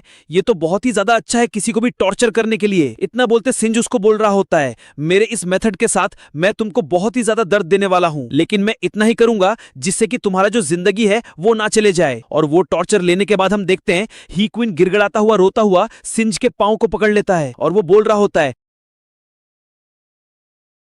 और वो बोल रहा होता है नहीं नहीं मैं तुम्हें सब कुछ बताने को तैयार हूं, मेरे को छोड़ दो बस तुम। और ये सुनकर जो जी होता है वो उसको बोल रहा होता है ये जितने भी भले लोग हैं जो कि तुम्हारी पेंटिंग के अंदर फंसे हुए हैं इनको तो पता ही नहीं है कि ये लोग पूरी जिंदगी भर तुम्हारे पेंटिंग के अंदर से बाहर निकल के नहीं आ सकते हैं, तो फिर इसी वजह से अगर तुम मेरे को सब कुछ सच सच बता देते हो तो फिर उसके बदले में मैं तुमको एनिमिस्टिया दे दूंगा। और इतना सुनते हम देखते हैं शिंजू का इतना भयानक रूप देख के कोना डर के मारे बोल रहा होता है नहीं नहीं मैं बोलने को तैयार हूं। तो फिर जो कीमत है इस पेंसिल को इस्तेमाल करने का वो ये है कि जब भी तुम इसका इस्तेमाल करोगे तब तुम्हारा कोई सा भी जो रैंडम फ्रेंड होगा वो मारा जाएगा। और ये सुन के सिंजी थोड़ा हैरान हो जाता है और वो बोल रहा होता है क्या रैंडम डेथ। अब उतने में सिंजी सोच रहा होता है इस पूरे दुनिया के अंदर जितने भी रूल्स है उसमें ज्यादातर ये होता है कि उसको इस्तेमाल करने के बदले में तुमको खुद का ही कुछ गंवाना पड़ता है, तो फिर ये जो पेंसिल है तो मेरे को बिल्कुल एक किसी पैंडोरा बॉक्स की तरह लग रहा है। और फिर इतना बोलते ही शिंजू को बोलता है तो तुम्हारे सारे दोस्त अभी तक मर नहीं गए है ना। और ये सुन के वो बंदा बोल रहा होता है मैं इस पेंसिल का इस्तेमाल करके लोगों की जान लेता हूं और फिर जो पैसे मेरे को उससे मिलते हैं मैं डेटिंग में उसको खर्च देता हूं। और जो इस पेंसिल का बाउंड्री होता है वो यह है कि ये किसी भी न्यू फ्रेंड को काउंट करता है अपने रूल के अंदर, तो फिर जिन लोगों को भी मैं बार या फिर रेस्टोरेंट के अंदर जानता हूं उनको मैं इस्तेमाल कर सकता हूं। तो फिर उसी वजह से जब भी मैं बार के अंदर जाता हूं मैं लोगों को ड्रिंक्स पिलाता हूं और लोगों से खुद ही दोस्ती करता हूं उनसे दोस्ती करने के लिए। अब वो ये सब बोल ही रहा होता है कि ऊपर से एक पुलिस वाला आ रहा होता है अपने हाथ में एक फोटो को लिए और वो बोल रहा होता है लॉर्ड घोस्ट हमें एक फोटो मिला है वो भी एक क्यूबिकल में, वो भी ऊपर स्टूडियो में, और इसके अंदर का जो सोल है वो आपसे बात करना चाहता है। और ये सुन के शिंची बोल रहा होता है अच्छा तो फिर लेके आओ उसे। इतना बोलते हम देखते हैं उस सोल को जो कि बोल रहा होता है ग्रीटिंग ऑनरेबल इंस्पेक्टर, मेरा नाम जियांग जेंग है, वो भी जियांग फैमिली से, और मैं यहाँ पे इंतजार कर रहा था खुद के रेस्क्यू के लिए। और ये सुनकर शिंजू बोल रहा होता है क्या रेस्क्यू, तो फिर क्या तुम इस पेंटिंग के अंदर से किसी को भी कांटेक्ट कर सकते हो, वो भी स्पेशल डिपार्टमेंट के अंदर। और ये सुनकर वो बंदा बोल रहा होता है ऑफ कोर्स नहीं, मैं तो बस श्योर था कि ये बंदा जो सब कुछ भी कर रहा है उससे पक्का से वो स्पेशल डिपार्टमेंट का ध्यान अपनी तरफ खींच लेगा और वो ज्यादा लंबा टाइम तक टिक भी नहीं पाएगा। ये सुनते ही हम देखते हैं ही क्वीन को बहुत ही ज्यादा गुस्सा आ जाता है और फिर वो तुरंत ही उस फोटो को पकड़ने के लिए भाग रहा होता है और वो बोल रहा होता है डैम, तुमको पहले से सब कुछ पता था लेकिन उसके बावजूद भी तुमने मेरे को कुछ भी नहीं बताया, और मेरे को तो पहले से ही पता था कि इस वर्ल्ड के अंदर और भी दूसरे सुपर पावर्स इंसान हैं, तो फिर कैसे मैं किसी दूसरे की जान ले सकता था। अब वो बढ़ ही रहा होता है कि हम देखते हैं सिंजू तुरंत ही बहुत ही भयानक तरीके से उसकी तरफ देखने लग जाता है सिंजू को देखने के बाद जो हिक्विन होता है वो तुरंत ही जाके दूर बैठ जाता है डर के मारे। अब होते में वो जो बंदा होता है वो बोल रहा होता है, तुमने मेरे सोल को कैद करके रखा है और फिर भी तुम ये चाहते हो कि मैं तुम्हारी मदद करूं। और ये सुनकर हिक्विन बोल रहा होता है, क्या मैं वो इंसान नहीं हूं जिसने तुम्हारी मदद करा था तुम्हारे भाई की जिंदगी लेने के लिए। और ये सुनकर वो बंदा बोल रहा होता है, जब मेरा सोल इसके अंदर कैद था तब मैं बस थोड़ा बहुत इन्फॉर्मेशन इसको दे सकता था, वो भी उस रैंक में पहुंचने के लिए, लेकिन मैंने इसके अंदर से मैंने सारे इंस्पेक्टर्स के बारे में इन्फॉर्मेशन निकलवा लिया और मैं किसी तरीके से सर्वाइव करना चाहता था इंस्पेक्टर। और ये सुनकर सिंजू उससे बोल रहा होता है, मेरे को कोई भी फर्क नहीं पड़ता है और मैं किसी दूसरे के मैटर में घुसना नहीं चाहता हूँ। और ये बोलते सिंजू वहां से जाता हुआ बोल रहा होता है, इस जंग बंदे को जल्दी से इसके जंग फैमिली में वापस भेज दो और साथ में कैनेस्थीसिया के भी जुगाड़ करो हिक्विन के लिए। इतना सुनते हम देखते वो जो हिक्विन होता है वो चिल्ला रहा होता है, रुको रुको, मेरे को जाने दो, अब मैं तुम्हारा साथी बनने के लिए तैयार हूँ। अगर तुम किसी की जान लेना चाहते हो मैं उन सबको तुम्हारे लिए लेने के लिए तैयार हूँ, और मेरे पेंसिल को इस्तेमाल करने के लिए तुम जिस बंदे को मारना चाहते हो उसका एक रियलिस्टिक पिक्चर बनाना होता है तुमको। और ये जो पेंसिल है ये बहुत ही ज्यादा पावरफुल है, तो फिर इस पावर को हम लोग वेस्ट नहीं कर सकते हैं। और उसकी ये बात सुनकर हम देखते हैं जो सिंजू होता है वो तुरंत ही पीछे मुड़ता है और वो बोल रहा होता है, ओह, तो क्या फिर इसके मदद से हम किसी भी मॉन्स्टर को इसके अंदर कैद कर सकते हैं। वो रुक जाता है और फिर वो हिक्विन से बोल रहा होता है, क्या तुम इसके मदद से किसी भी मॉन्स्टर को भी कैद कर सकते हो क्या। सिंजू की बात सुनकर जो हिक्विन होता है वो मन ही मन सोच रहा होता है, मॉन्स्टर, लेकिन वो क्या होता है। लेकिन इतना सोचने के साथ ही जो हिक्विन होता है वो झूठ बोलने लग जाता है सिंजू से, हाँ, मैं इसके मदद से मॉन्स्टर को भी इसके अंदर कैद कर सकता हूँ, और ऑफ कोर्स मैं जब तक किसी भी मॉन्स्टर को ड्रॉ कर सकता हूँ तब तक मैं उसके सोल को अपने ड्राइंग पेपर के अंदर कैद कर सकता हूँ। और हिक्विन की बात सुनकर जो सिंजू होता है वो उसको बोल रहा होता है, ये तो बहुत ही शेम की बात है क्योंकि जितने भी मॉन्स्टर होते हैं उनके अंदर कोई सोल होता ही नहीं है। और सिंजू की बात सुनकर हम देखते हैं वहां पे जितने भी सोल होते हैं वो सभी के सभी हिक्विन को चिढ़ाने लग जाते हैं, हंस रहे होते हैं, ही, ऐसा नहीं हो सकता है, अरे बिल्कुल ही होपलेस है। अब हम देखते हैं सिंजू होता है वो पुलिस वालों को बोलता है, जल्दी से इसको लेके चले जाओ यहाँ से। ये सुनते ही पुलिस वाले हिक्विन को लेके जा रहे होते हैं, लेकिन हम देखते हैं जो हिक्विन होता है वो चिल्लाता हुआ बोल रहा होता है, नहीं, ये नामुमकिन है, ऐसा कैसे हो सकता है, ऐसा कैसे किसी भी जीव के अंदर कोई सोल नहीं हो सकता है, तुम पक्का से मेरे से झूठ बोल रहे हो, है ना, क्योंकि ऐसा तो मुमकिन ही नहीं है, तुम झूठे हो बहुत बड़े वाले। लेकिन हम देखते सिंजू होता है वो उसको इग्नोर मार के वहां से जाने लगता है और फिर वो उस पेंसिल को देख के मन ही मन सोच रहा होता है, अब रही बात इस पेंसिल की, मैं इसको इस्तेमाल नहीं कर सकता हूँ क्योंकि ये बहुत ही ज्यादा मुश्किल होगा मेरे लिए इसको इस्तेमाल करना, तो फिर मेरे लिए ज्यादा अच्छा यही रहेगा कि मैं इसको डिस्ट्रॉय कर दूं, वो भी सर्पेंट को मेरे ईडन ऑफ गार्डन में, जिससे पहले कि और भी ज्यादा देर हो जाए। और इतना बोलते ही हम देखते हैं जो सिंजू होता है वो उस पेंसिल को पूरा डिस्ट्रॉय कर देता है और फिर उसके अगले पल हम देखते हैं सिंजू होता है वो वापस से अपने रूम के अंदर आ जाता है जहां पे वो बड़े आराम से बैठ के अपने अर्बन लेजेंड बुक को देख रहा होता है। और फिर होते में वो जाई से बोल रहा होता है, हैंगर ने फोर्स करा था उस रिस्पॉन्स हेडफोन का इस्तेमाल करके तुमसे सवाल पूछने के लिए कि तुम वापस से मर के जिंदा होके वापस कैसे आ गए। और सिंजू की ये बात सुनकर जो जाई हुई होती है वो उससे बोल रही होती है, वेल, मैंने बस उसको 3 ही वर्ड बोल के आंसर दिया था जो कि था आउटसाइड द रूल्स। ये बोलते ही हम देखते जो जाई होती है वो अपने पीछे एक आर्ट ऑफ लैंग्वेज का बुक पकड़ी हुई होती है, लेकिन दूसरी तरफ जो सिंजू होता है वो जाई की बात सुनकर मुस्कुराता हुआ बोल रहा होता है, वेल, तुम तो बहुत ही अच्छे से सीख गए हो कि लोगों को पागल कैसे बनाए, वो भी अपनी बातों से। जाई होती है वो सिंधु से बोल रही होती है, जैसे उसने मेरे से अपना पहला सवाल पूछा उसके बाद जो उसका दिमाग था वो बहुत ही ज्यादा ओवरलोड हो गया, उसी वजह से मैंने अपनी विजिलेंस को लॉस कर दिया और फिर मैंने उसको दूसरा सवाल पूछने दिया मेरे से। और जो स्पेशल डिपार्टमेंट है उन लोगों को पता लग गया है कि इस दुनिया के अंदर दूसरे ऐसे मॉन्स्टर हैं जो कि खुद से सोच सकते हैं। और ये सुन के जो सिंजू होता है वो उसे बोल रहा होता है, ये जरा सा भी मैटर नहीं करता है क्योंकि जो स्पेशल डिपार्टमेंट थे वो लोग तो पहले से ही सोच रहे थे कि तुम ऐसे कुछ जवाब देने वाले हो, और अब जाके तुमने उन लोगों को बोल दिया तो उन लोगों को कंफर्म भी हो गया इस बारे में कि यहाँ पे इस वर्ल्ड में ऐसे भी मॉन्स्टर हैं जो कि खुद से ही सोच सकते हैं। तो फिर अब जाके तुमने उन लोगों को ये बता दिया है तो फिर तो लोग और भी ज्यादा परेशान होने वाले हैं। और जो हैंगन था उसको बहुत ही ज्यादा हवा में चढ़ा दिए गए थे जो स्पेशल डिपार्टमेंट है उन सब के द्वारा, और जिसने तो दोबारा से जन्म ले लिया था वो भी मरने के बाद, तो फिर ये उसके लिए और भी ज्यादा टाइम लगने वाला है दोबारा से अपने सेंस में वापस आने के लिए। और जो हेड ऑफ डिपार्टमेंट है वो भी बहुत ही ज्यादा इंजर्ड है तो फिर उसको भी बहुत ज्यादा टाइम लगने वाला है पूरी तरीके से रिकवर होने के लिए। और इसी वजह से जो स्पेशल डिपार्टमेंट है वो लंबे टाइम तक मेरे को परेशान नहीं करने वाले हैं। तो फिर अभी के लिए जो सबसे बड़ा दिक्कत है वो बस किंग जी बची है। और इतना बोलते हम देखते हैं सिंजू होता है वो अपने राउकिंग की तरफ देखता हुआ सोच रहा होता है, ये तो बहुत ही ज्यादा खराब बात है कि मेरे जो लेजेंड पॉइंट्स हैं वो बहुत ही ज्यादा खर्च हो गए हैं और अभी भी मेरे को बहुत ही ज्यादा लेजेंड पॉइंट्स की जरूरत है, वो भी मेरे राउकिंग के लिए। सिंजू ये सब सोच ही रहा होता है, कितने में तो जाओकिन होती है वो उसे बोलती है, मास्टर जो जाओकिन का एबिलिटी है वो सही में बहुत ही ज्यादा यूजेबल है। जाई की ये बात सुन के हम देखते हैं सिंजू होता है वो थोड़ा सा हैरान हो जाता है और वो बोल रहा होता है, क्या, कैसे। ये सुनती ही जाओकिन बोलती है, जैसे कि आप अपने फिजिकल बॉडी को आईबॉल के क्रैक के साथ अपने कुछ पावर को कंबाइन करते हो उसी तरह आप इसका इस्तेमाल कर सकते हो। और इतना बोलते हम देखते हैं जो जाओकिन होती है वो एक कागज सिंजू को दे देती है और उस कागज में जो सिंजू होता है वो देखते हैं जाओकिन ने ड्रॉ करा होता है उसका और सिंजू का फोटो लिखा हुआ होता है,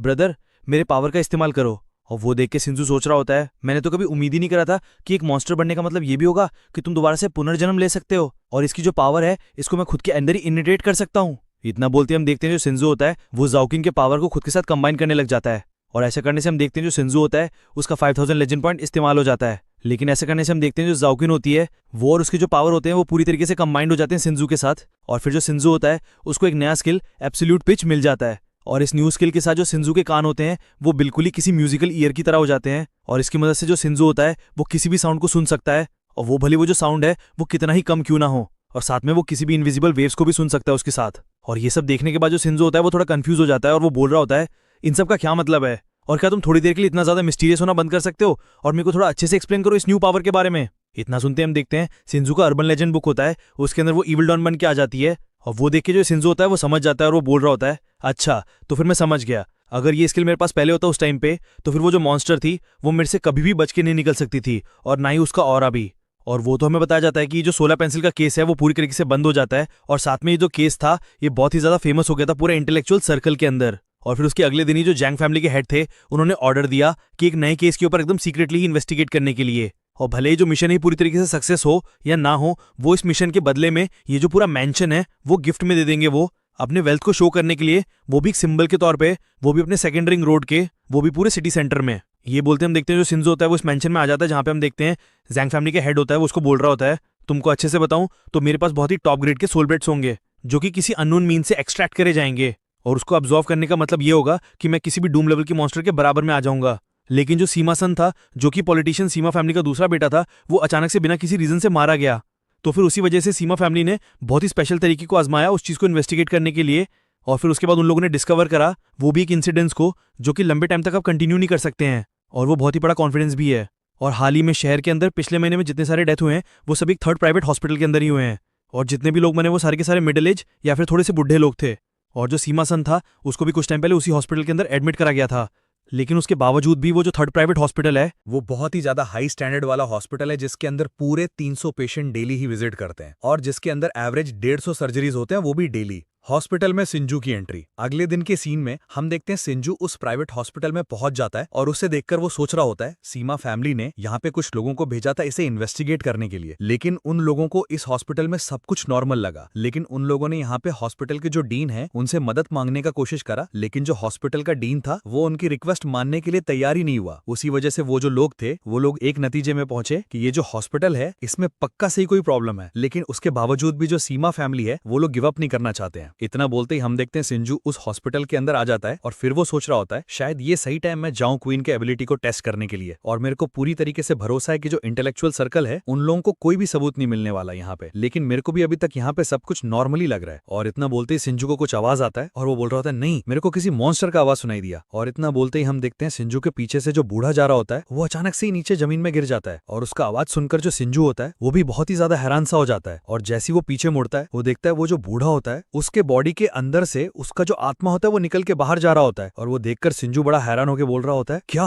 वो आत्मा? ये बोलती सिंजू चिल्लाता वो बोल रहा होता है डॉक्टर जल्दी से इमरजेंसी रूम को तैयार करो, किसी को मदद की जरूरत है। इतना बोलते ही हमें इमरजेंसी रूम को दिखाया जाता है जहाँ पे हम देखते हैं वो जो डॉक्टर होता है वो सिंजू से बोल रहा होता है क्या तुम इस पेशेंट के फैमिली मेंबर हो क्या? और ये सुनकर सिंजू बोलता है ना मैं नहीं हूँ, लेकिन क्या मैं पूछ सकता हूँ ये जो पेशेंट है ये हाल ही में इस हॉस्पिटल के अंदर एडमिट था क्या? और ये सुनकर वो जो डॉक्टर होता है वो बोल रहा होता है तुम कौन हो, जल्दी से यहाँ से निकल जाओ। और डॉक्टर की बात सुनकर जो सिंजू होता है वो अपना आई कार्ड निकालता हुआ बोल रहा होता है मैं एक स्पेशल ऑफिसर हूँ, वो भी पब्लिक सिक्योरिटी डिपार्टमेंट का। इतना बोलती सिंजू अपना आई कार्ड दिखाता हुआ बोल रहा होता है ये जो पेशेंट है ये बहुत ही ज्यादा कॉन्फिडेंशियल केस के अंदर इन्वॉल्व था, उसी वजह से मेरे को हॉस्पिटल का असिस्टेंस चाहिए, वो भी इस केस में। सिंजू बोल रहा होता है तुम अभी भी क्या कर रहे हो, जल्दी से पब्लिक सिक्योरिटी डिपार्टमेंट में कॉल करके पूछ लो क्योंकि मेरे पास जरा सा भी फालतू टाइम नहीं है यहाँ पे बर्बाद करने को। इतना बोलते ही हम देखते हैं सिंजू अपने पावर का इस्तेमाल करने लग जाता है उस डॉक्टर के ऊपर, और सिंजू का पावर देखकर हम देखते हैं वो जो डॉक्टर होता है वो डर के मारे कांपने लग जाता है, और वो बोल रहा होता है ठीक है आप थोड़ी देर इंतजार करिए। इतना बोलते ही सीन तुरंत हमें उस डीन के ऑफिस को दिखाया जाता है जहाँ पे हम देखते हैं वो जो डीन होता है वो बहुत ही ज्यादा डरा हुआ होता है, और उसके भी पसीने छूट रहे होते हैं, और वो बोल रहा होता है ये जो बूढ़ा आदमी था ये कल ही हमारे हॉस्पिटल के अंदर एडमिट था, और ये जो पेशेंट था ये अकेला ही रहता था, और ये लो इसका जो फिजिकल एग्जामिनेशन का जो रिपोर्ट है वो ये रहा, और उसका जो सिचुएशन था वो सही में ज्यादा ऑप्टिमिस्टिक नहीं था। और इतना सुनते ही हम देखते सिंजू होता है वो उसके फाइल को पढ़ने लग जाता है, और फिर उतने में वो उस डीन से बोल रहा होता है क्या तुमने हाल ही में कोई सर्जरी करा है क्या इस हॉस्पिटल के अंदर? सर। और ये सुनकर वो डीन बोलता है नहीं, हमने कोई सर्जरी नहीं करा। लेकिन हम देखते हैं उसका आंसर सुनकर सिंजू मनी मन सोच रहा होता है, जो मेरे को इंटेलेक्चुअल सर्कल ने इन्फॉर्मेशन को प्रोवाइड करा था और साथ में पब्लिक सिक्योरिटी डिपार्टमेंट ने जो मेरे को भेजा था, उसके हिसाब से तो ये तो बहुत ही ज्यादा सस्पिशियस है, क्योंकि रिपोर्ट के अनुसार जितने भी लोग मारे गए थे वो सारे के सारे थोड़े मिडिल एज या फिर थोड़े बुढ़े से थे और उन लोगों का हाल ही में सर्जरी भी हुआ था। लेकिन इस बंदे ने तो हाल ही में एक फिजिकल एग्जामिनेशन कराया है। इतना सोचते ही हम देखते हैं सिंजू होता है, वो डीन से बोलता है तो फिर ठीक है डीन, तो फिर क्या आप मेरे लिए भी एक सर्जरी का शेड्यूल दे सकते हो क्या? और सिंजू की ये बात सुनकर वो डॉक्टर बोल रहा होता है तुम्हारा क्या मतलब है? और वो सुनकर सिंजू बोल रहा होता है मेरे को भी अपना एंडोक्राइनोमी करवाना है, वो भी बिना किसी एनेस्थीसिया के। और सिंजू की बात सुनकर वो जो डीन होता है वो बोल रहा होता है अगर तुम सही में लोकल एनेस्थीसिया का इस्तेमाल करना चाहते हो तो फिर तुमको एक लायबिलिटी वेवर को साइन करना होगा। और ये सुनकर जो सिंजू होता है वो बोल रहा होता है तो फिर ठीक है जल्दी से अरेंजमेंट करिए। और इतना बोलते ही सिंजू होता है वो सोच रहा होता है ये अभी तक भी पॉसिबल नहीं हो पाया है कि किसी भी पेशेंट के सडन डेथ को बहुत ही जल्दी पता लगा लें, जिस हाल ही में अगर कोई बड़ा सा सर्जरी हुआ हो तो फिर सच का पता लगाने के लिए थोड़ा सा तो रिस्क लेना ही पड़ेगा, क्योंकि ऐसा करने से ये बहुत ही अच्छा ट्रेड रहेगा मेरे लिए उस मॉन्स्टर को जान से मारने के लिए। और मेरे को अंदर से पूरा ऐसा फीलिंग आ रहा है कि मुझे उस मॉन्स्टर के लेवल को जरा सा भी कम नहीं समझना चाहिए। तो फिर अगर किसी तरीके से मैंने उसको कैद कर लिया तो फिर उसके बदले में मुझे बहुत ही अच्छे लेजेंड पॉइंट्स और साथ में एबल पॉइंट्स भी मिल जाएंगे और उनका इस्तेमाल मैं बहुत ही अच्छी जगह पे कर पाऊंगा। आना बोलते हम देखते हैं हमें उस ऑपरेशन रूम को दिखाया जाता है। आना हम देखते हैं जो सिंज होता है वो बेड में लेटा हुआ होता है और वहां पे बहुत सारे डॉक्टर्स भी होते हैं जो कि तैयार हो रहे होते हैं सर्जरी करने के लिए। और वो लोग बोल रहे होते हैं तो भी ठीक है हम लोग सर्जरी को स्टार्ट करने वाले हैं। और वो सुन के तो सिंज होता है वो सोच रहा होता है ये जितने भी हैं सारे के सारे ह्यूमन बींग्स हैं और इन लोगों के अंदर से कोई सा भी अजीब सा स्पिरिचुअल प्रेशर नहीं आ रहा है। इनके साउंड से भी सब कुछ मुझे नॉर्मली लग रहा है और यहाँ पे जितने भी सर्जिकल टूल्स या फिर जितने भी टेबल वगैरह है सब कुछ एकदम नॉर्मल है। इतना बोलते हम देखते सिंज होता है वो अपने लिटिल आई के पावर का इस्तेमाल कर लेता है उस पूरे रूम के अंदर और जो लिटिल आई होता है वो उस पूरे रूम को ही मॉनिटर कर रहा होता है। अब वो देख के सिंह भी बोल रहा होता है यहाँ पे कोई भी रूल नहीं लगा हुआ है अभी तक और साथ में जो मेरा लिटिल आई और मेरे जो जायो क्वीन है उन दोनों का जो एबिलिटी है वो दोनों ही यहाँ पर एक्टिवेट करके रख दिया है मैंने और साथ में मैं भी लेवल 4 में अपग्रेड हो गया हूँ। तो फिर अगर किसी तरीके का अगर घुसपैठ होगा तो उस चीज को मैं पक्का से ही नोटिस कर लूंगा। लेकिन कहीं ऐसा तो नहीं कि मैं गलती तरीके से सोच रहा हूं अभी, और ये तो बहुत ही ज्यादा अजीब भी है और मुझे अचानक से ऐसा क्यों लग रहा है मुझे नींद आ रही है। इतना बोलते हम देखते हैं सिंज होता है वो तुरंत ही सो जाता है, लेकिन जैसी वो अपनी आंख को दोबारा से खोलता है वो देखता है उसका ऑपरेशन हो चुका होता है और वो बड़ी हैरानी के साथ बोल रहा होता है क्या मैं उस टाइम सो गया था। इतना बोलते हम देखते हैं वहां पे एक डॉक्टर आ जाती है जो कि सिंज को बोल रही होती है तो मुड़ गए तो फिर ये लोग कुछ चीजें जो कि तुम्हें सर्जरी के बाद बहुत ही अच्छे से ख्याल रखना है। लेकिन हम देखते हैं सिंज होता है वो मनी मन सोच रहा होता है इस तरीके का जो सिचुएशन है वो तो बस फोर्स मेजर से ही हो सकता है। तो फिर इसका मतलब तो ये है कि मैं बहुत ही नजदीक आ चुका हूं वो भी एक मॉन्स्टर बनने में। आना सोचते ही जो सिंज होता है वो नर्स से बोलता है सॉरी आपको इंटरप्ट करने के लिए, लेकिन क्या आप मुझे बता सकते हैं कि इस हॉस्पिटल के अंदर कोई दूसरा सर्जरी शेड्यूल करा गया है क्या? उसके बाद उनकी जो नर्स होती है वो बोल रही होती है हाँ 10 मिनट के अंदर ही transparent operation cardiac surgery department के अंदर होने वाला है। और उसके बाद सुन के सिंधु से बोलता है तो भी ठीक है मैं उस ऑपरेशन को देखने वाला हूँ और ये बात जाके हम लोगों को बता दो। और ये सुन के वो नर्स बोलती है ठीक है मैं जाके बता देती हूँ। आना बोलते हम देखते हैं जो नर्स होती है वो तुरंत ही बाहर आ जाती है, लेकिन वो सिंज को देख के सोच रही होती है हमारे जो डीन है उन्होंने हमें बहुत ही सख्त ऑर्डर दिया है कि ये जो बंदा है अगर ये कोई भी रिक्वेस्ट करे तो फिर हम लोग तुरंत ही इसके रिक्वेस्ट को पूरा करें। लेकिन ये जो लड़का है ये कौन है?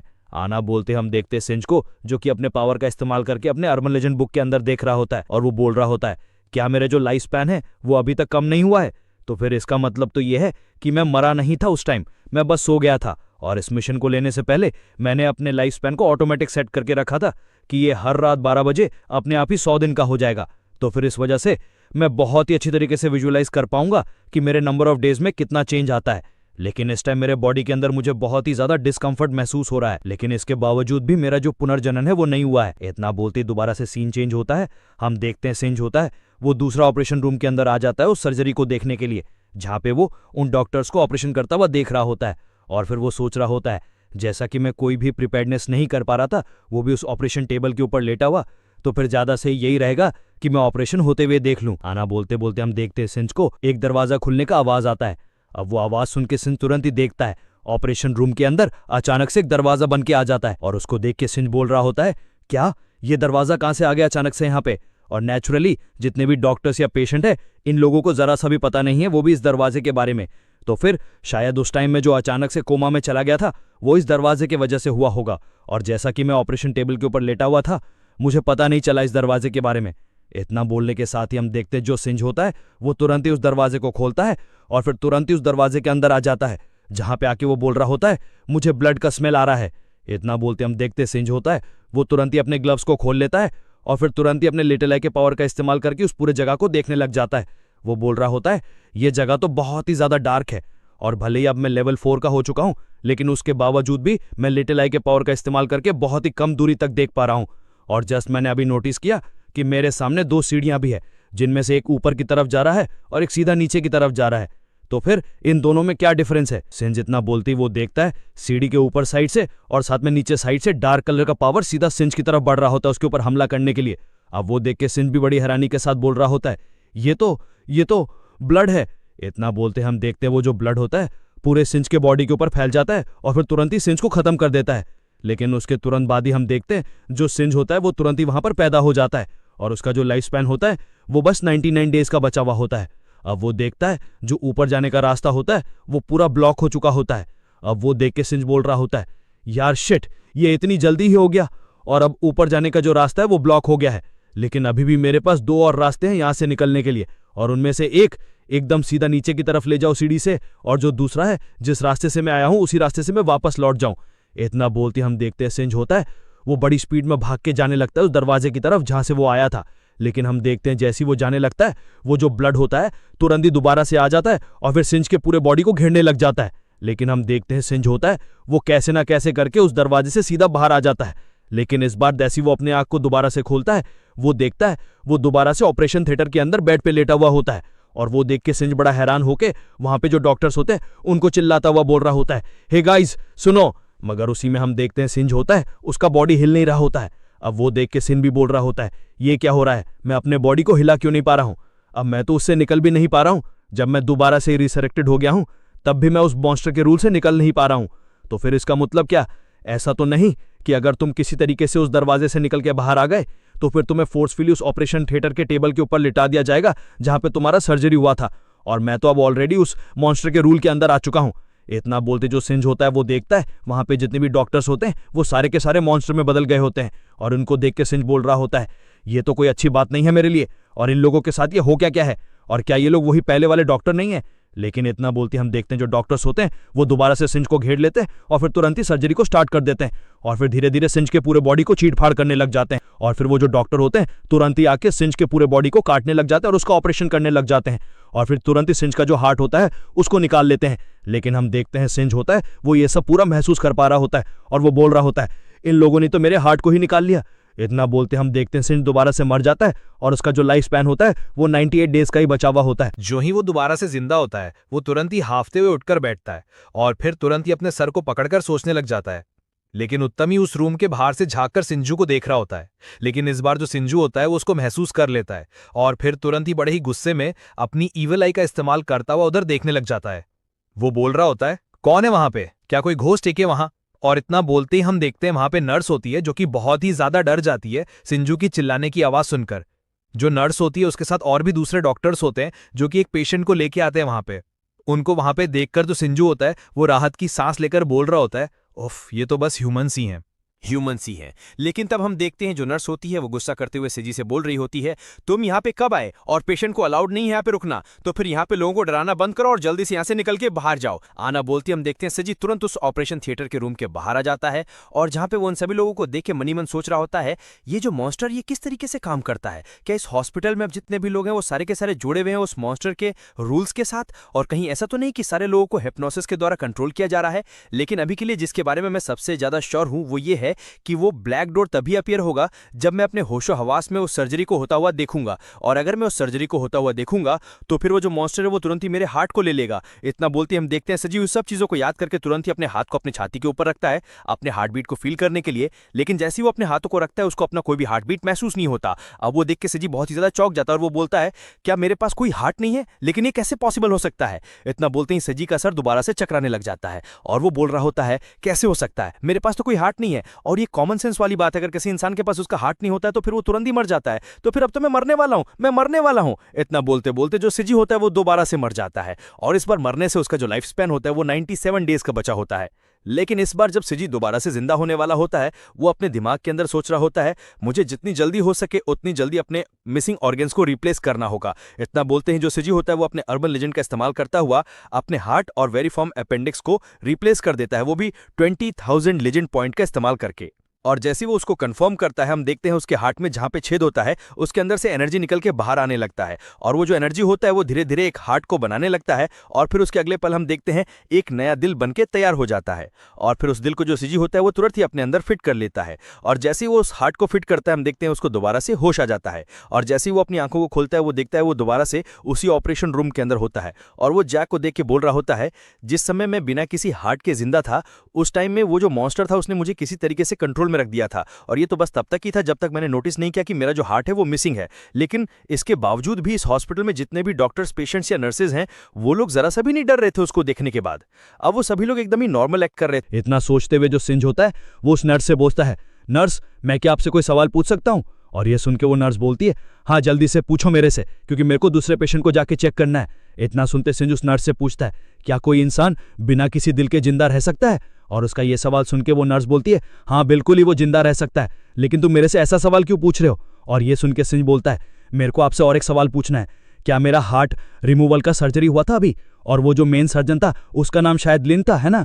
और सिंज की ये बात सुन के वो जो नर्स होती है वो उसको बोल रही होती है, नहीं हॉस्पिटल के अंदर कोई भी हार्ट रिमूवल का सर्जरी का अपॉइंटमेंट नहीं था, खास करके तुम्हारे लिए, तो फिर वो लोग ऐसा क्यों ही करेंगे? और ऊपर से जो डॉक्टर लिन थे वो पूरे टाइम अपने ऑफिस के अंदर ही थे। इतना बोलते हम देखते हैं जो नर्स होती है वो वहां से जाने लगती है, और वो उसको बोल रही होती है, तुम्हें अभी रेस्ट कर लेना चाहिए। और ये सुन के सिंज बोल रहा होता है, मेरे को माफ करना, मैं बस थोड़ा सा क्यूरियस था। और वो सुन के वो नर्स सोच रही होती है, इसका दिमाग थोड़ा घूम चुका है क्या, और क्या इस बारे में मैं जाके हॉस्पिटल के हेड को बता दूं? लेकिन उसी में हम देखते हैं दोबारा से सिंज जो कि सोच रहा होता है, ये तो पूरा ही चेंज हो चुका है। खाली इन लोगों का कॉमन सेंस ही नहीं चेंज हुआ है, बल्कि इन लोगों का जो बॉडी है उसको भी ट्रिक किया गया है इन सब चीजों के ऊपर विश्वास करने के लिए। क्योंकि अगर तुम इस हॉस्पिटल के अंदर अपने सर्जरी को करवाओगे तो फिर ये लोग तुम्हारे हार्ट को ले लेंगे और तुम्हारे बॉडी को मूर्ख बना दिया जाएगा। तो फिर क्या, जो हार्ट है वही उस मॉन्स्टर का चाबी है। और जितने भी लोग अभी तक मारे जा चुके हैं और साथ में हम लोगों ने कभी भी हार्ट सर्जरी नहीं करवाया था, और जो नॉर्मल इंसान है वो भी उस हार्ट डोर को देख नहीं सकता है। इतना बोलते हम देखते हैं सिंज की अर्बन लेजेंड बुक में लिखा हुआ आ जाता है, यहाँ पे एक बिल्डिंग टाइप मॉन्स्टर एक्टिवेटेड है, और जो मॉन्स्टर का नाम है वो है बॉडी पार्ट हॉस्पिटल। और जो मॉन्स्टर का डेथ रूल है वो ये है, पहला कि जो ह्यूमंस होते हैं वो बिना किसी हार्ट के जिंदा नहीं रह सकते, और दूसरा जैसे उन लोगों को रियलाइज होता है कि उनका हार्ट जा चुका है वो तुरंत ही इनएक्टिवेटेड हो जाता है। और अपने अर्बन लेजेंड बुक में ये पढ़ने के बाद हम देखते हैं सिंध मुस्कुराने लग जाता है, और वो बोल रहा होता है, अच्छा तो फिर ये चीज़ ऐसे काम करता है। और वो होते ही सिंज अपने पावर का इस्तेमाल करके अपने कोट और अपने कपड़ों को अपनी तरफ खींच लेता है, और वो बोल रहा होता है, एक बिल्डिंग टाइप मॉन्स्टर जो कि इस हॉस्पिटल के अंदर जितने भी लोग हैं उन सभी को कंट्रोल कर सकता है, और साथ में वो बहुत ही अच्छे से छुपा हुआ है। इतना बोलते हम देखते सिंज अपने कपड़ों को पहनने लग जाता है, और वो बोल रहा होता है, तो फिर अब मेरे को जल्दी से ये जो मॉन्स्टर है इसके कमजोरी के बारे में पता लगाना होगा, नहीं तो मेरे को डर है कि इस हॉस्पिटल के अंदर जितने भी लोग हैं वो सारे के सारे मारे जाएंगे। इतना बोलते सिंज अपने कपड़ों को पहन के तुरंत ही उस ऑपरेशन थिएटर के बाहर पहुंच जाता है, जहां से वो झांक के अंदर देखता है एक आदमी। हाय दोस्तों, अभी तक साथ हैं तो दिल से थैंक यू। अगला एपिसोड मिस मत करना, अभी सब्सक्राइब करो, बेल आइकन दबाओ और लाइक कमेंट जरूर करो। आपका सपोर्ट मुझे सुपर मोटिवेट करता है। फिर मिलते हैं, थैंक यू। पिछले एपिसोड में हम देख रहे थे कि शिंजी फिर से जिंदा होने के बाद वहां हम देखते हैं अपने कपड़ों को पहन के तुरंत ही उस ऑपरेशन थिएटर के बाहर पहुंच जाता है, जहां से वो झांक के अंदर देखता है एक आदमी को जो कि चिल्ला रहा होता है, और फिर तुरंत ही वो नीचे जमीन में ढेर हो जाता है। और वहां पे जितने भी डॉक्टर होते हैं वो लोग बोल रहे होते हैं, ये तो जरा सा भी अच्छी बात नहीं है, जल्दी करो डॉक्टर, और ये जो पेशेंट है इसने सांस लेना बंद कर दिया है, तो फिर जल्दी से इमरजेंसी प्रोटोकॉल को स्टार्ट करो। बहुत ही ज्यादा हैरान सा हो जाता है, और वो बोल रहा होता है, क्यों, क्या इसने अचानक से सांस लेना बंद कर दिया है? सिंजी होता वो अपने लाए की पावर का इस्तेमाल करता हुआ उस पूरे ऑपरेशन को ऑब्जर्व कर रहा होता है, और वो बोल रहा होता है, ये औरत पूरी नॉर्मल कंडीशन में है और इससे पहले कभी भी इसने ट्रीटमेंट नहीं कराया इस हॉस्पिटल के अंदर आना। इतना बोलते बोलते हम देखते हैं लिटिल आइकून नजर आता है, और उसके अगले ही पल हम देखते हैं वहां पे वो जो डेथ का गेट होता है वो दोबारा से खुल के आ जाता है। अब वो देख के सिंजी बोल रहा होता है, ये लो वो आ गया। इतना बोलते बोलते हम देखते हैं वो जो गेट होता है वो तुरंत ही सिंजी को अपने अंदर खींच लेता है। लेकिन इस बार जैसे ही सिंजी अंदर आता है हम देखते हैं वो तुरंत ही अपने पावर्स को एक्टिवेट कर लेता है।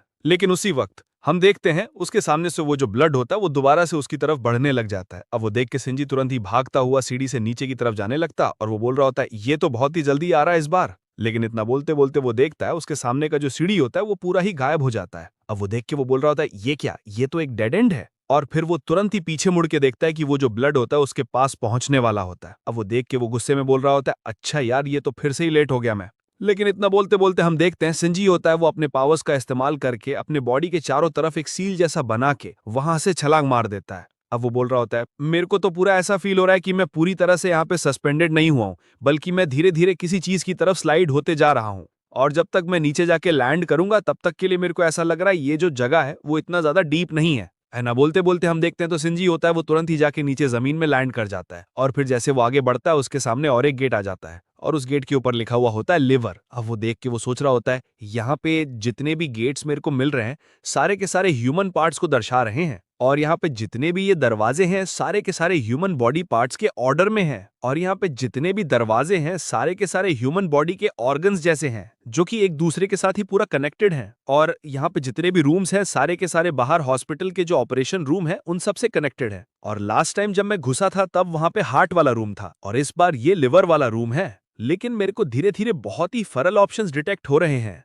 जब से मेरा जो सेंस है वो बहुत ही ज्यादा इंक्रीज हो गया तब से। तो फिर इस केस में मैं लगातार ही अलग अलग दरवाजों को खोलने का ट्राई करता रहूंगा और फिर लास्ट में एक ऐसा दरवाजा ढूंढ दूंगा जिसकी वजह से मेरा जो डेथ है वो ना हो। तो फिर ऐसा बॉडी पार्ट जिसको अगर तुम अपने बॉडी से निकाल भी लोगे तो तुम मरोगे नहीं, तो वो बॉडी पार्ट है किडनी। तो फिर मेरे को जल्दी से किडनी वाला रूम ढूंढना होगा, लेकिन ये मेरे लिए उतना भी ज्यादा सिंपल नहीं होगा। लेकिन ये मेरे लिए ज्यादा अच्छा रहेगा कि मैं दूसरे दरवाजे ढूंढूं जल्दी से एक्सप्लोर करने के लिए। और वैसे भी मैं दोबारा से ही मरने वाला हूं, या फिर इसके अंदर का जो ब्लड है वो मेरे को दोबारा से ही पूरा तरीके से डिसॉल्व करके दूसरे दरवाजे के पास जाने लगता है। और वो बोल रहा होता है मैं अपने स्लैप एंड डेथ को अवॉइड नहीं कर सकता हूं और ना ही स्टमक डेथ को अवॉइड कर सकता हूं, और साथ में जो किडनी डेथ है उसको मैं अवॉइड कर सकता हूं, लेकिन मेरे बॉडी के अंदर जो बड़े बड़े इंटेस्टाइन्स है उनके भी डेथ को मैं इग्नोर नहीं कर सकता हूं। इतना बोलते बोलते हम देखते हैं तो सिंजी होता है वो भाग के आगे की तरफ आ जाता है जहां पे वो बहुत ही ज्यादा थक चुका होता है। और वो बोल रहा होता है क्या कुछ और भी ज्यादा साइड इफेक्ट आ गया है क्या मल्टीपल एक्सप्लोरेशन की वजह से, और मेरा जो बॉडी है वो 4th लेवल में पहुंच चुका है, लेकिन उसके बावजूद भी क्या मेरे को इतना ज्यादा थका हुआ होना चाहिए था।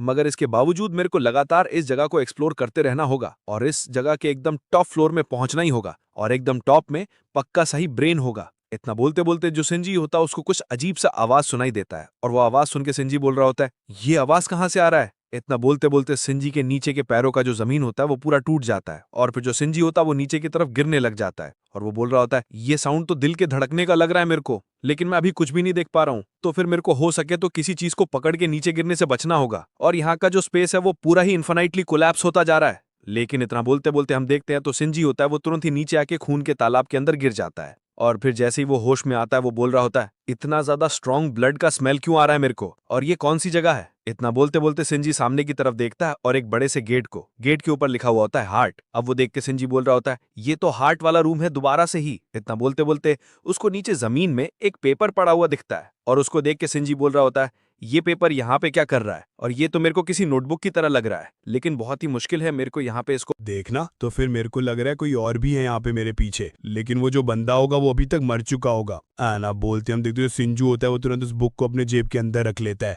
और इतना बोलते सिंजू देखता है वहाँ पे उस हॉस्पिटल के बड़े से दिल को, और जहाँ पे वो जो दिल होता है वो पूरा हॉस्पिटल के सारे रूम से कनेक्टेड होता है। और वो देख के सिंजू भी बोल रहा होता है अच्छा तो ऐसी बात है, हॉस्पिटल के जितने भी रूम है सारे के सारे कनेक्टेड है वो भी इस हार्ट के साथ, और वो सभी के सभी इस हार्ट को ही सपोर्ट दे रहे हैं। तो फिर अगर ऐसी बात है अब टाइम आ चुका है मेरे को एक्ट करने का। और इतना बोलते हम देखते जो सिंजू होता है वो तुरंत ही में लिटिल आई के पावर को इस्तेमाल करने लग जाता है, लेकिन उससे पहले वो कुछ करे हम देखते उसके दिल में दोबारा से बहुत ही तेज का दर्द होने लग जाता है। और वो देख के सिंजू बड़ा परेशान होकर बोल रहा होता है ये क्या हो रहा है मेरे दिल के साथ, और ये तो मेरे हार्ट बीट के साथ खिलवाड़ कर रहा है। मैं तो इसको सरपास नहीं कर पा रहा हूँ। इतना बोलते हम देखते सिंजू का जो दिल होता है वो फट जाता है, और जो सिंजू होता है दोबारा से मारा जाता है, और इस बार मरने से जो सिंजू होता है उसके पास उसका लाइफ स्पैन 96 डेज का बचा हुआ होता है। लेकिन इस बार सिंजू जैसे दोबारा से पैदा होते बड़े हैरानी के साथ बोल रहा होता है क्या हो गया मेरे साथ, मैंने क्या किसी चीज को ट्रिगर कर दिया था क्या। आना बोलते उसका लेजेंड बुक में लिखा हुआ आता है तुमने हर्ट को देखा, तो फिर क्या तुम इस जगह को छोड़ के जाना चाहते हो, येस और नो। अब वो देखिए जो सिंजू होता है वो तुरंत ही यस पे क्लिक कर देता है और फिर वो तुरंत ही पीछे की तरफ मुड़ के वहां से बड़े स्पीड में भाग के जाने लगता है और वो बोल रहा होता है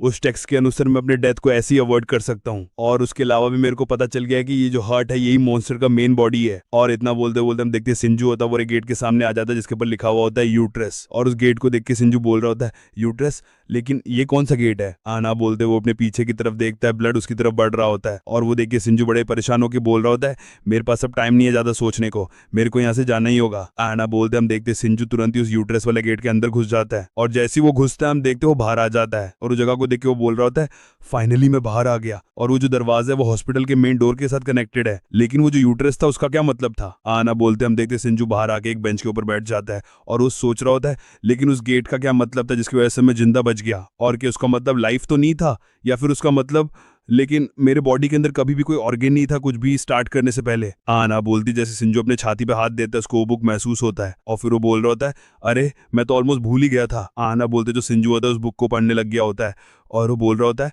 इस बुक ने तो पूरा ही ब्लड को सोख लिया है और इस बुक को देखने के बाद मेरे को क्वीन का याद क्यों आ रहा है, लेकिन मैं इस बुक को अब अच्छी तरीके से पढ़ नहीं पा रहा हूँ, लेकिन इसमें दिसंबर के बारे में लिखा हुआ है और इसमें लास्ट डिजिट 3 लिखा हुआ है। और इतना बोलती सिंजू उस बुक को बंद करता है और याद करने लग जाता है हाँ ये तो वही डेट है जिस दिन मैंने चार्ट में पढ़ा था, इस हॉस्पिटल के स्टोरेज रूम के अंदर आग लग गया था और उस वजह से उसके अंदर जितने भी फाइल्स है सारे के सारे जल गए थे और साथ में जो डिजिटल हॉस्पिटल में आई थी लेकिन वो सर्वाइव कर गई, लेकिन वो जो डायरी है तो हार्ट के सामने ही पाया गया है तो फिर पक्का से वो मारी जा चुकी होगी और उस रूल में तो कोई फीलिंग भी नहीं है तो फिर वो जिंदा कैसे बच गई, लेकिन अगर वो दरवाजे के अंदर नहीं घुसी तो फिर उसने उस ब्लड के फ्लो को कैसे अवॉइड करा, तो फिर पक्का से उसने अपने एबिलिटी का इस्तेमाल करके पूरे ही मंथ का जो मेमोरी उसको कॉस्ट करा। तो फिर मेरे को जाके उसे पूछना होगा कि उसको कुछ याद है क्या हॉस्पिटल में जब उसने पहले एंटर करा था उसके बारे में। आना बोलते हम देख लो सिंजू होता है वो तुरंत ही क्वीन को फोन लगाता है और वो बोल रहा होता है हेलो क्वीन। अब वो सुन के जो क्वीन होती है वो बोल रही होती है हेलो प्रेसिडेंट क्या हुआ, क्या आपको मेरी जरूरत है क्या? और ये सुन के सिंजू से बोल रहा होता है क्या तुम अभी अवेलेबल हो क्या? क्यों, कुछ चीजें जिसके बारे में मेरे को तुमसे बात करनी है, तो फिर अगर तुम फ्री हो तो जल्दी आके मेरे से मुलाकात करो। आना बोलते सिंजू हम देखते हो सिंजू होता है वो क्वीन के घर में बड़ी आराम के साथ चाय पीता हुआ से बोल रहा होता है क्या तुम पिछले साल 3rd प्राइवेट हॉस्पिटल के अंदर गए थे क्या? और ये सुन के हम देखते जो क्वीन होती है वो पूरा ही अपने ध्यान में खोई भी होती है और वो देख के सिंजू से बोलता है क्वीन क्या तुम होश में हो, मैंने तुमसे कुछ पूछा है अभी। अब वो सुन के क्वीन बोल रही होती है सॉरी प्रेसिडेंट मैं जरा ख्यालों में खो गई थी। अब वो देखे सिंजू होता अपना मुंह बनाते हुए बोल रहा होता है ये किसी दूसरे मॉन्स्टर के अफेक्शन में तो नहीं आ गई है ना दोबारा से। लेकिन हम देखते जो क्वीन होती है वो सोच रही होती है मैं सिंजी को ने बता सकती हूँ कि मैं इनको देखते देखते ख्यालों में खो गई थी, लेकिन तुम्हें क्वीन बोलती है मेरे को कुछ भी याद नहीं अच्छे से, लेकिन लास्ट दिसंबर में पक्का से कुछ हुआ था मेरे साथ और मेरे को बहुत ही अच्छे से तो पता नहीं है कि उस टाइम मेरे साथ क्या हुआ था, लेकिन मेरी जो डायरी है वो भी गायब हो गया था और लास्ट टाइम मेरे पेरेंट्स ने बताया था कि उनका कार एक्सीडेंट भी हुआ था, मगर एक्सीडेंट के बावजूद भी उनका तो बॉडी था वो पूरी तरीके से सही सलामत था और फिर डॉक्टर ने उनको बस नॉर्मल चेकअप के लिए बोला था। आना बोलते सिंजी सोच रहा होता है मैं पक्का बता सकता हूँ इसके जो पेरेंट्स है ये लोग 3rd प्राइवेट हॉस्पिटल में नहीं गए थे सर्जरी के लिए, और वो जो फायर था साथ में मॉन्स्टर और क्वीन और इसके पेरेंट्स का जो मेमोरी लॉस है वो पक्का से कोई कोइंसिडेंस नहीं था, तो फिर कोई ऐसा तो होता ना।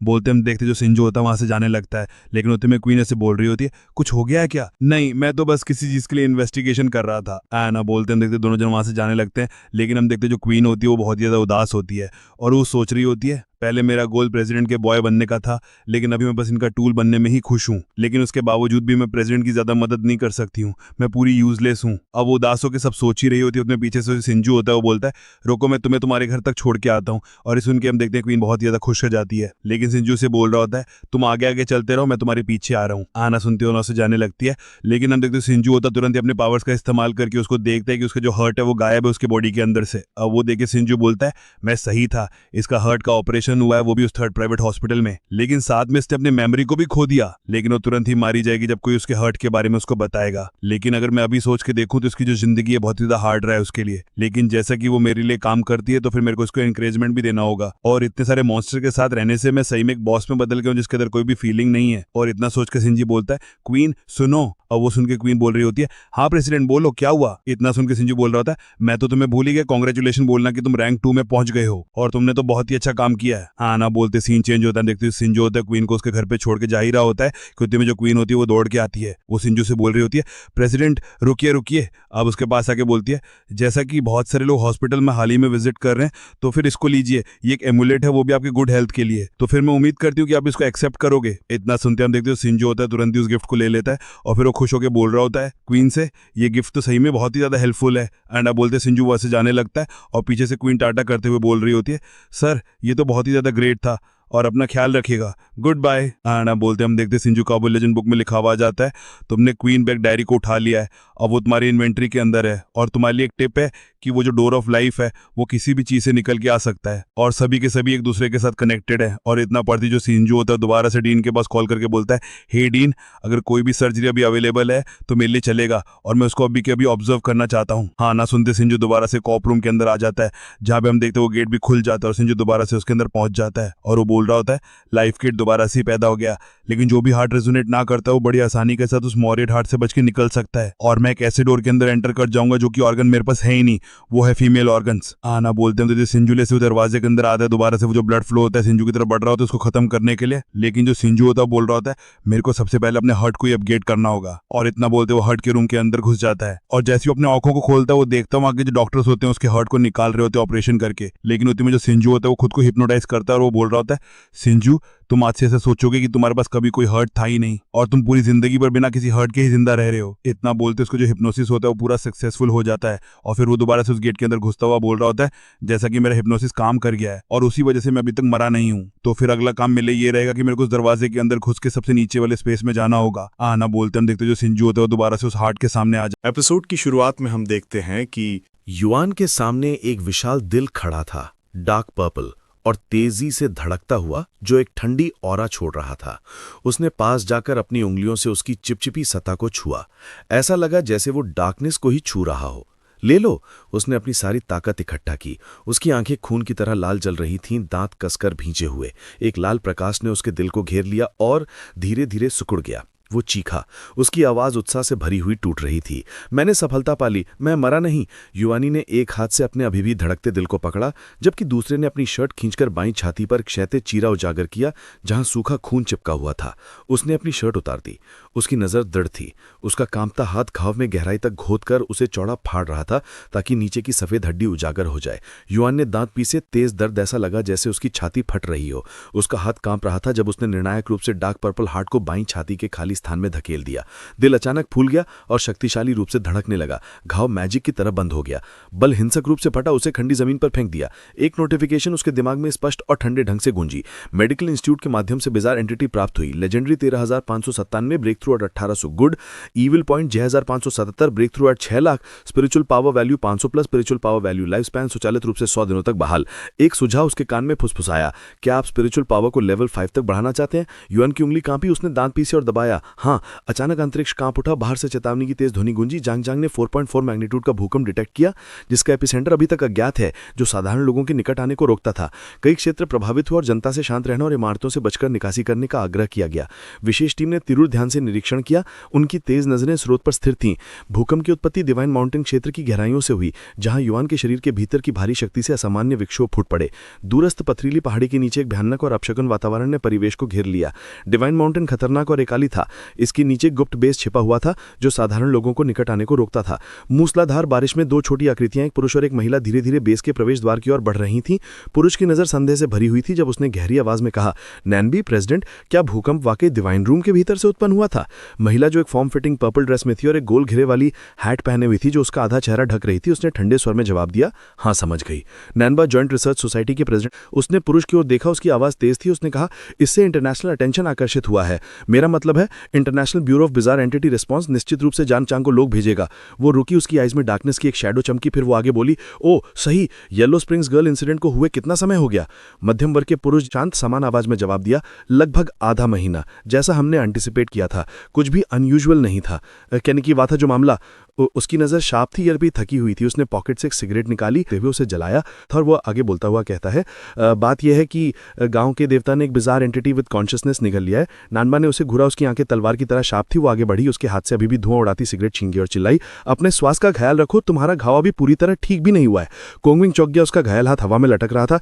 नानबा ने त्योरियां चढ़ाई, उसके ब्राइट ग्रीन आइज में चिंता की झलक दिखी और वो बोली, इसके अलावा भी ट्रेंड इंस्पेक्टर्स भी तुम्हारी जगह लेने के लिए क्वालिफाइड नहीं है। कोंगविंग धीरे धीरे उसके पीछे चला, उसकी कोट हवा में लहरा रही थी। वो बात को वापस विषय पर लाया, उसकी आवाज धीमी थी, मेरा मतलब है उस बिजार एंटिटी विद कॉन्शियसनेस वाली प्रॉब्लम से अब इसे इंटरनेशनली रिपोर्ट करने की जरूरत नहीं है। वो हिडन फोर्सेस की ओर इशारा कर रही थी, उन मिस्टीरियस ऑर्गेनाइजेशंस की जो उनके ग्रुप की तरह ही उस विचित्र एंटिटी का शिकार कर रही थी। कोंग बिंग ने हाथ जेबों में ठोंस लिए। उसके कदम धीमे थे क्योंकि उसकी ठंडी आवाज गूंजी। क्या हो अगर दूसरे देशों ने भी इसे डिस्कवर कर लिया हो, लेकिन जानबूझकर छिपाया हो? नानबा मुड़ी, उसकी आंखें चौड़ी हो गईं, उनमें सावधानी की चमक थी। कोंग बिंग ने उसे सीधे आई में देखा और जारी रखा, येलो स्प्रिंग्स गर्ल, बहुत संभव है कि इस व्यक्ति के कंट्रोल में ना हो। उसके रेस्पॉन्सेज हमें डिसीव कर रहे हैं। मैं इन पिछले कुछ दिनों से बहुत केयरफुली सोच रहा हूं। येलो स्प्रिंग्स गर्ल एक विचित्र एंटिटी विद कॉन्शियसनेस, शायद हमें कुछ हिंट दे रही है। पीली मूनलाइट के नीचे कोंग बिंग ने उस ऊंचे डिवाइन माउंटेन की छवि की कल्पना की, जहां दो विरोधी फिगर्स छिपे हुए थे। एक तरफ लाल रंग का था, मानवता का प्रतीक, जबकि दूसरी तरफ घातक डार्क पर्पल, तेज जहरीले दांतों वाला। दोनों फिगर्स एक दूसरे का सामना कर रहे थे, हाथ कसकर पकड़े हुए, पूरी ताकत से धक्का दे रहे थे, मानो एक तीव्र रेसलिंग मैच चल रही हो। कोंग बिंग ने भौंही चढ़ाई, उसकी आंखों में मैडनेस की चमक थी जब उसने बोल्डली प्रस्ताव रखा। एक माइंड वाली विचित्र एंटिटी, क्या ये किसी माइंड वाले इंसान से अलग है जो मॉन्स्टर बन सकता है? नानबा ने उसे बीच में काट दिया, उसकी आवाज शार्प और ठंडी थी, डिवाइन माउंटेन के पैर तले गूंजती हुई। बिल्कुल नहीं। इंटरनेशनल रिसर्च एसोसिएशन ने कभी इस बारे में क्यों नहीं सोचा होगा? वो कोंग बिंग के सामने खड़ी थी, ठंडी हवा बह रही थी, उसके वायलेट बालों को हवा में उड़ा रही थी। अगर मानवता को रूल्स के द्वारा बिजार एंटिटी के लिए वेसल बनने के लिए चुना गया होता, तो ऐसे वेसल्स में सोचने की क्षमता नहीं होती। उसकी आवाज धीमी हो गई, उसकी नजर छाया में डूब गई। बिजार एंटिटी और बिजार एंटिटी के बीच एकता की गारंटी कैसे ली जा सकती है? कोंग बिंग ने आह भरी अब जिद नहीं की। उसने अपना रुख बदला, उसकी आवाज गहरी और वार्निंग से भरी थी। चेयरमैन नानबा, भले ही ये फेलियर हो, हमें उस गॉड से निपटना होगा जो कहीं और ट्रांसफॉर्म होना शुरू हो चुका है। दूर एक हॉस्पिटल के वेटिंग रूम में युआन झानी अचानक जाग उठा। उसके हेजी वायलेट आई कंफ्यूजन से चमक रहे थे। सीने को कसकर पकड़ते हुए वो दर्द से कराहा, क्योंकि उसका डार्क पर्पल हार्ट हिंसक रूप से उछला। नसें पूरे शरीर में आग की तरह जल रही थीं। वो चुपचाप खुद का आकलन करने लगा, धीरे से फुसफुसाया। उसके शरीर में कोई डिस्कम्फर्ट नहीं था, फिर भी हार्ट इम्प्लांट के बाद की मेमोरीज गायब थीं। क्या इम्प्लांटेशन के बाद सब कुछ खत्म हो गया था? घातक ईरी आवाजें उसके दिमाग में गूंज रही थीं। हॉस्पिटल का तथाकथित बिजार एंटिटी मौका लेता है, ह्यूमन हार्ट खो जाता है, फिर भी जीवित हार्ट जारी रहता है। क्या ये एक्सेप्टेबल है? ये वो हॉस्पिटल था जो मानवता की धारणा को ही पलट देता था। जब तुम इस हॉस्पिटल में कदम रखते हो, तुम डेथ की सीमा पार कर चुके हो। युआनजेन चौंक गया कि वो अभी तक फेल नहीं हुआ था। ये हार्ट एक रिमाइंडर था। अचानक उसके पैरों के तले ब्राइट रेड कैरेक्टर्स की उलझी हुई पंक्ति उभरी, एक डीप रेड वॉर्टेक्स बन गया, उसे अपने केंद्र की ओर खींच रहा था। उसके हार्ट की जगह से पर्पल लाइट की लकीरें निकली, स्पेस में फैलती हुई। वो बुदबुदाया, उसकी आंखें कंफ्यूजन से भरी हुई, केयरफुली सोचते हुए, ये वो नहीं है जो मैं सोच रहा हूं, है ना? बिजार एंटिटी के रूप वाले अन्य वेसल्स का हॉस्पिटल से जरूरी संबंध नहीं था। वो कोई बिल्डिंग या कभी न देखा हुआ फॉर्म भी हो सकता था। मल्टीपल रूल से मर्जिंग मिस्टीरियस रूल ने एक पूरी तरह नई बिजार एंटिटी पैदा की थी। हार्ट एक रूल का फ्रेगमेंट था, वो खुद को रिप्लेनिश करता था जबकि दूसरों को मारता था। अन्य रूल फ्रेगमेंट्स भी यही कर रहे थे। पिंकिश पर्पल लाइट वेग कैरेक्टर्स लिए हुए शहर के ऊपर उड़ रही थी और फैलती जा रही थी, मानो एक नई बिजार एंटिटी के जन्म का सिग्नल दे रही हो। युआनसे ने अपना सिर पकड़ लिया, माथे पर स्वेट की बूंदें, बुदबुदाया, ये सच में बहुत ट्रबलसम है। उसके दिमाग में सिस्टम ने नया डेटा दिखाया। Legendary points 15,07,270, good and evil points 6577, spiritual power value 500, fifth stage, life span 100 days. Tianwu और चेस्ट मार्क्स वाले डॉक्टर्स की इमेजेस उसके दिमाग में चमकी। डेड रिल्म से वार्निंग की तरह युआनजे बुदबुना खड़ा रहा, उसकी एंशियस नजर डार्कनेस को घूर रही थी। उसका दिमाग चक्कर खा रहा था, सोचते हुए कि लेजेंडरी पॉइंट्स 8,04,117 काफी होंगे उस डीमन की अथाह भूख को शांत करने के लिए जो लाइन के दूसरे एंड पर थी। क्या सिर्फ उन्हीं लोगों को जिन्होंने अपना दिल खो दिया है ऐसे काम करने की जरूरत पड़ती है? उसने अपने बगल में खड़ी नर्स की ओर देखा जो धीरे से बॉटल पकड़े बच्चे को सुला रही थी। वो मन ही मन धीरे से बड़बड़ाया। खुशकिस्मती से हॉस्पिटल सिर्फ डॉक्टर्स और नर्सेस के परसेप्शंस को अल्टर करता है, उनके हाथ उधार लेता है, उनकी जान नहीं लेता। जब कोई बिजार एंटिटी कलेक्ट हो जाती है तो उनकी कॉन्शियसनेस नॉर्मल हो जाती है, ये उनकी मौत का कारण नहीं बनता। प्राइवेट हॉस्पिटल नंबर 3 स्मूथली चलता रहा जैसे अंधेरा कभी घुसा ही ना हो। हॉस्पिटल के गेट से बाहर निकलते ही युआन ने अपना फोन निकाला। हेलो? उसके दूसरे किनारे से घर सी आवाज आई। हेलो लॉर्ड यूलिंग, उसने तुरंत जवाब दिया। उसकी आवाज तेज थी। सीमा फैंक्स के मरने का कारण जांचा और सुलझाया जा चुका है। दूसरी तरफ बर्फ जैसे सफेद बालों वाला एक बूढ़ा खामोशी से इंतजार कर रहा था। युआन से ने आगे कहा, सब कुछ बिजार एंटिटी की वजह से था। मैं बिजार एंटिटी रिपोर्ट अगले 2 दिनों में स्पेशल ऑपरेशंस डिपार्टमेंट को भेज दूंगा। समय आने पर उन्हें इंटरनली कलेक्ट करने आना होगा। लाइन पर मौजूद व्यक्ति मिस्टर सू थे। लग्जरी लिविंग रूम में बैठे उनके बगल में 2 महिलाएं और 2 पुरुष सेवक थे। उनकी आवाज गहरी और नीची थी। आह, क्या वाकई बिजार एंटिटी की वजह से? मैं तुम्हें सचमुच धन्यवाद देता हूं। उन्होंने सेवकों को इशारा किया, लेकिन उनके दिल में शक जागने लगा। सिर्फ 2 छोटे दिनों में बिजार एंटिटी को कैप्चर करना, क्या उसके पास कोई आर्टिफैक्ट विद रूल्स है? चांदनी रात में युआनी ने एक हाथ जेब में डाला। उसकी आवाज बर्फ जैसी ठंडी गूंजी। बाकी सोल ऑब्स मैं किसी को भिजवा दूंगा। फोन काटा, आंखों में दृढ़ता चमकी। ठीक है, अब अगली जगह। ठीक उसी पल घड़ी ने 2:22 बजाए। टोन इंटरनेट कैफ चमचमाता था। लाल साइन बोर्ड पर लिखा था वेलफेयर कैफ, LOL के सारे आइटम्स मुफ्त। लाउडस्पीकर से आवाज गूंजी, बधाई हो player war God, machine number 38 पर बुश में छिपे हुए आप ट्रांसपोर्टेड हो गए। कैफ में सिर्फ एक आदमी था, गाली बकता हुआ खेल रहा था। कीबोर्ड ठक ठक मुंह से चिल्ला रहा था, बुश में छिपो और मारो। अचानक आंखें फटीं, शरीर कुर्सी पर ढेर, जोर जोर खराटे। स्क्रीन पर गालियों की बौछार जारी। कहां गया वो कचरा? मर गया। डैम, दूसरी तरफ फर्नेस लेवल अप हो गया। हॉस्पिटल के कमरे में एक लड़की तकिया गले लगाए सो रही थी, सांसें स्थिर। अचानक ठंडी आवाज, बेड नंबर 1 की पेशेंट, टाइम्स अप। उसने हल्के से खराटा लिया, आंखें बंद ही रखीं। सोचा शायद गलत सुना। यूमिंग और श्याओन नर्स यूनिफॉर्म में मास्क लगाए खामोशी से कुछ कर रहे थे। यूमिंगी नोट्स ले रही थी, आवाज सूखी और हॉट्स। चलो। श्याओ सन 4 ब्लड बैग्स लटकाए ऑपरेटिंग रूम की लाइट्स तले, सिरिंज हवा में लहरा रहा था। कमरे में डॉक्टर्स झुके हुए। एक बोला, पेशेंट टोनवू का हार्ट ट्रांसप्लांट सर्जरी पूरा हो चुका है। टियनवू ने आंखें खोली, धुंधली परछाइयों को घूरती हुई, सीने में बेचैनी। हाँ, रुको, मुझे हार्ट ट्रांसप्लांट क्यों? ये कितना अजीब है, सब अनजान, नाइटमेयर जैसे। टियनवू की आंखें चौड़ी, हॉस्पिटल बेड पर बेचान पड़ी थीं। उसके सीने से नियॉन वाइट ब्लू लाइट झिलमिला रही थी। डॉक्टर्स हर टास्क अलग अलग, शैडोज की तरह स्मूथ। उसने फुसफुसाया, पर यह जगह इतनी सेफ लगती है, इतनी वार्म। 2 प्यार भरे डॉक्टर्स के हाथ उठे, उसके सीने को छुआ, जहां बिजार सरपेंटाइन शेप्ड मार्क्स उभरे, अक्षरों जैसे। बिजार एंटिटी सांपों की तरह मुड़े टेढ़े, हवा में फैलते हुए दूर दूर तक। सोल्स के रहस्यमय रियल्म में फुसफुसाहटें। सर्जरी का टाइम है। एक आदमी ने आंखें कसकर बंद की, सीना फेंट ग्रीन ग्लो से चमका। ठंडी आवाज, हार्ट ट्रांसप्लांट आज होगा। कई और लोग सिमिलर सर्जरी से गुजर रहे थे। ऑपरेशन खत्म हुआ, सूखी मगर साफ आवाज, सर्जरी कंप्लीट सक्सेस रही। हम आपको गुड हेल्थ और प्रॉस्पेरस लाइफ की शुभकामनाएं देते हैं। चमकती लाइट्स का सोर्स था एक रेड और फायरी किताब, जैसे एंशिएंट लेजेंड समेटे हुए। कमरे के कोने में श्याओ एंड सिकुड़ी बैठी थी, चेहरा गुस्से से सिकुड़ा, आंखें क्रोध से चमक रही थी। नाखून से फर्श पर जल्दी जल्दी लाइनें खींची। युआन सी का चेहरा बनाया, मगर सूंड नाक वाला, गुस्सा निकालने को। ऑफिस में युआन जियानसी रेड बुक में बहते अक्षरों को घूर रहा था, नजर ठंडी और अनफ्लिंचिंग। युमिंगी बगल में खड़ी थी, आवाज आदरपूर्ण। सर, उसने बीच में टोका, लहजा गहरा और शांत।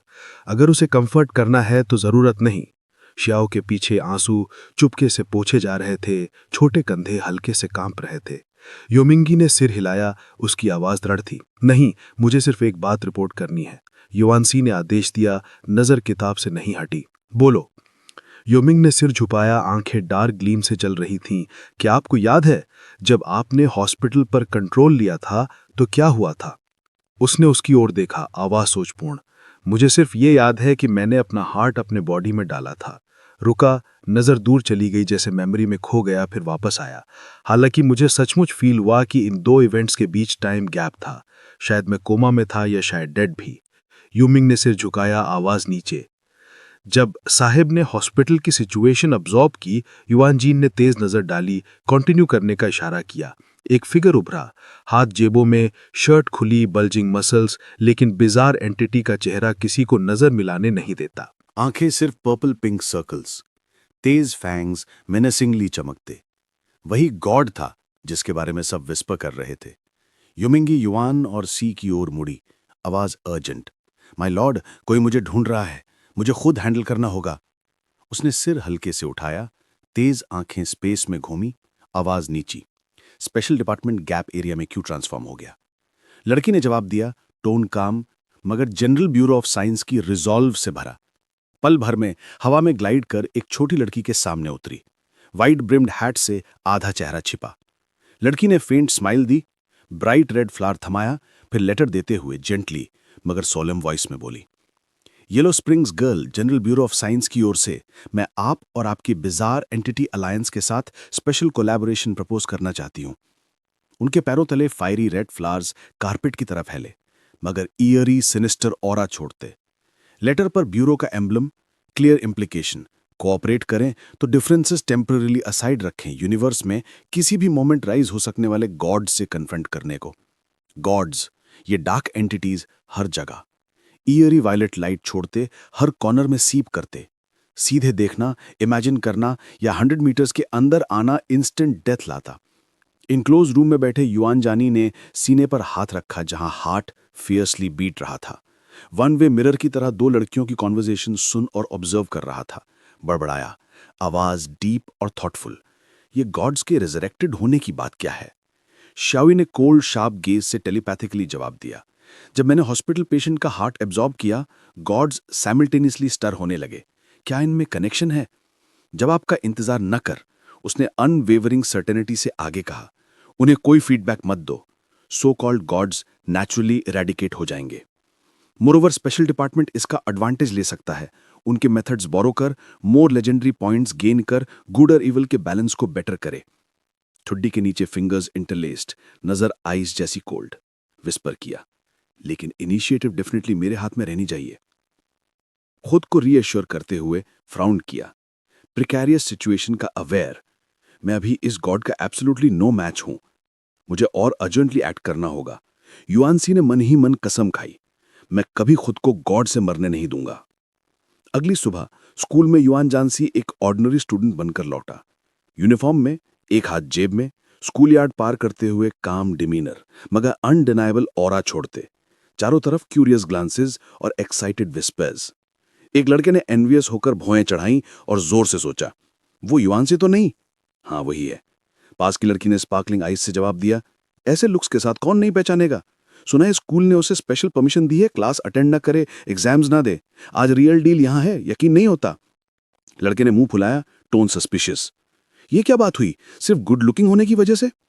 लड़की ने सिर हिलाया, हल्के से चकल किया। याद है पहले वो कितना ग्लूमी था? मुझे लगता है उसने कोई वियर्ड क्लब शुरू किया था, यूलिंग या कुछ ऐसा। युआनसी ने दोनों पर ब्रीफ ग्लांस डाली, शार्प गेज में हिंट ऑफ सस्पिशन। उसके बगल की लड़की ने चेहरा ढांपा, एक्साइटेड स्क्वीकी वॉइस में, ओह आह, वो मुझे देख रहा है, इतना हैंडसम और कूल, मैं शर्मा रही हूं। उसके पास का लड़का ग्लासेस ठीक करते स्मग किया, लेड बैक कॉम्प्लीमेंट। बहुत मैस्कुलिन है, पर मेरे मुकाबले में सिर्फ 1/4। दरअसल युआन जानसी की नजर रैंडम नहीं थी। यूलिंग क्लब का फेंट मेंशन सुनकर वो पल भर ठिठका, खुद को साइलेंटली रिमाइंड किया, लगभग भूल ही गया। स्कूल आए काफी वक्त हो गया, पता नहीं यूलिंग क्लब का एक्टिविटी रूम अभी इंटैक्ट है या रिक्लेम हो गया। उनके इर्द गिर्द लड़कियों की चमकती आंखें फिर फुसफुसाने लगी। एक ने मुंह ढापा, ड्रीमी आवाज में, ओ माय गॉड, लगा मुझे मार डालेगा।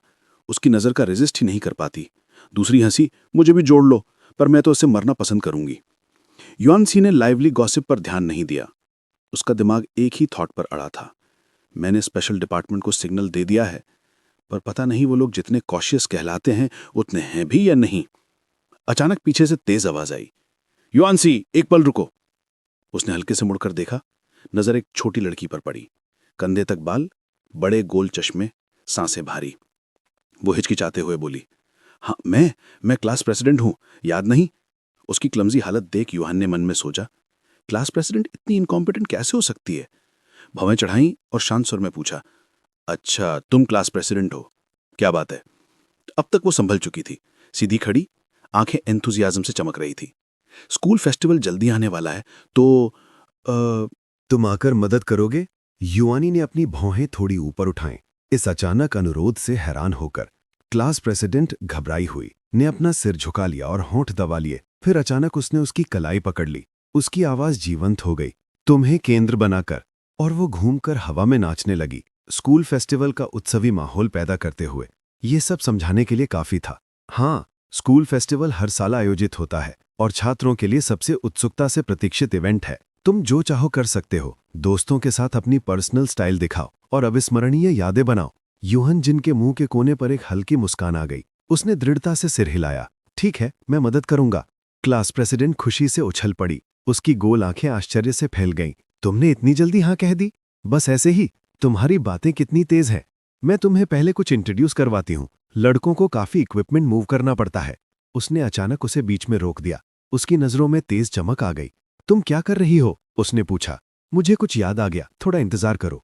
इतना कहकर वो मुड़ा और चला गया। उसकी मुद्रा गर्वीली। क्लास मॉनिटर को वहां डेज में खड़ा छोड़कर उसका चेहरा उदास। उसने सिर झुकाकर निराशा में बुदबुदाया, आह, इस बार मैं सच में फेल हो गई। आसपास के छात्र फुसफुसाने लगे, लेकिन युआनसी, जो तेजी से आगे बढ़ रहा था, इन बातों पर कोई ध्यान नहीं दिया। उसके दिमाग में अचानक एक विचार कौंधा। पता नहीं उन गुंडों को पहले की सजा मिली या नहीं। शायद मुझे उन्हें सबक सिखाना चाहिए और क्लासरूम साफ करवाना चाहिए। थोड़ी दूर चलने के बाद उसने अचानक मुड़कर देखा। उसकी ठंडी नजर क्लास मॉनिटर पर टिकी। वैसे मॉनिटर, मैं तुमसे पूछूं, वे गुंडे अब कहाँ हैं? एक पल बाद युआनसी हाथ जेब में डाले आराम से चलता हुआ डिपार्टमेंट की ओर जा रहा था। वो छायाएं देख सकता था, लेकिन जोरदार उपद्रवी हंसी पहले से ही अंदर से गूंज रही थी। छात्रों का एक ग्रुप, कुछ खड़े कुछ बैठे, स्टिक्स पकड़े अपने कारनामों की डींग हाँक रहा था। उनमें से एक घमंड से बोला, कल हमने एक बेकार लड़के को लूटा। वो इतना गुस्सा हुआ कि मेरे सामने ही पेशाब कर दिया। श्यावान उत्साहित आवाज में शामिल हुआ।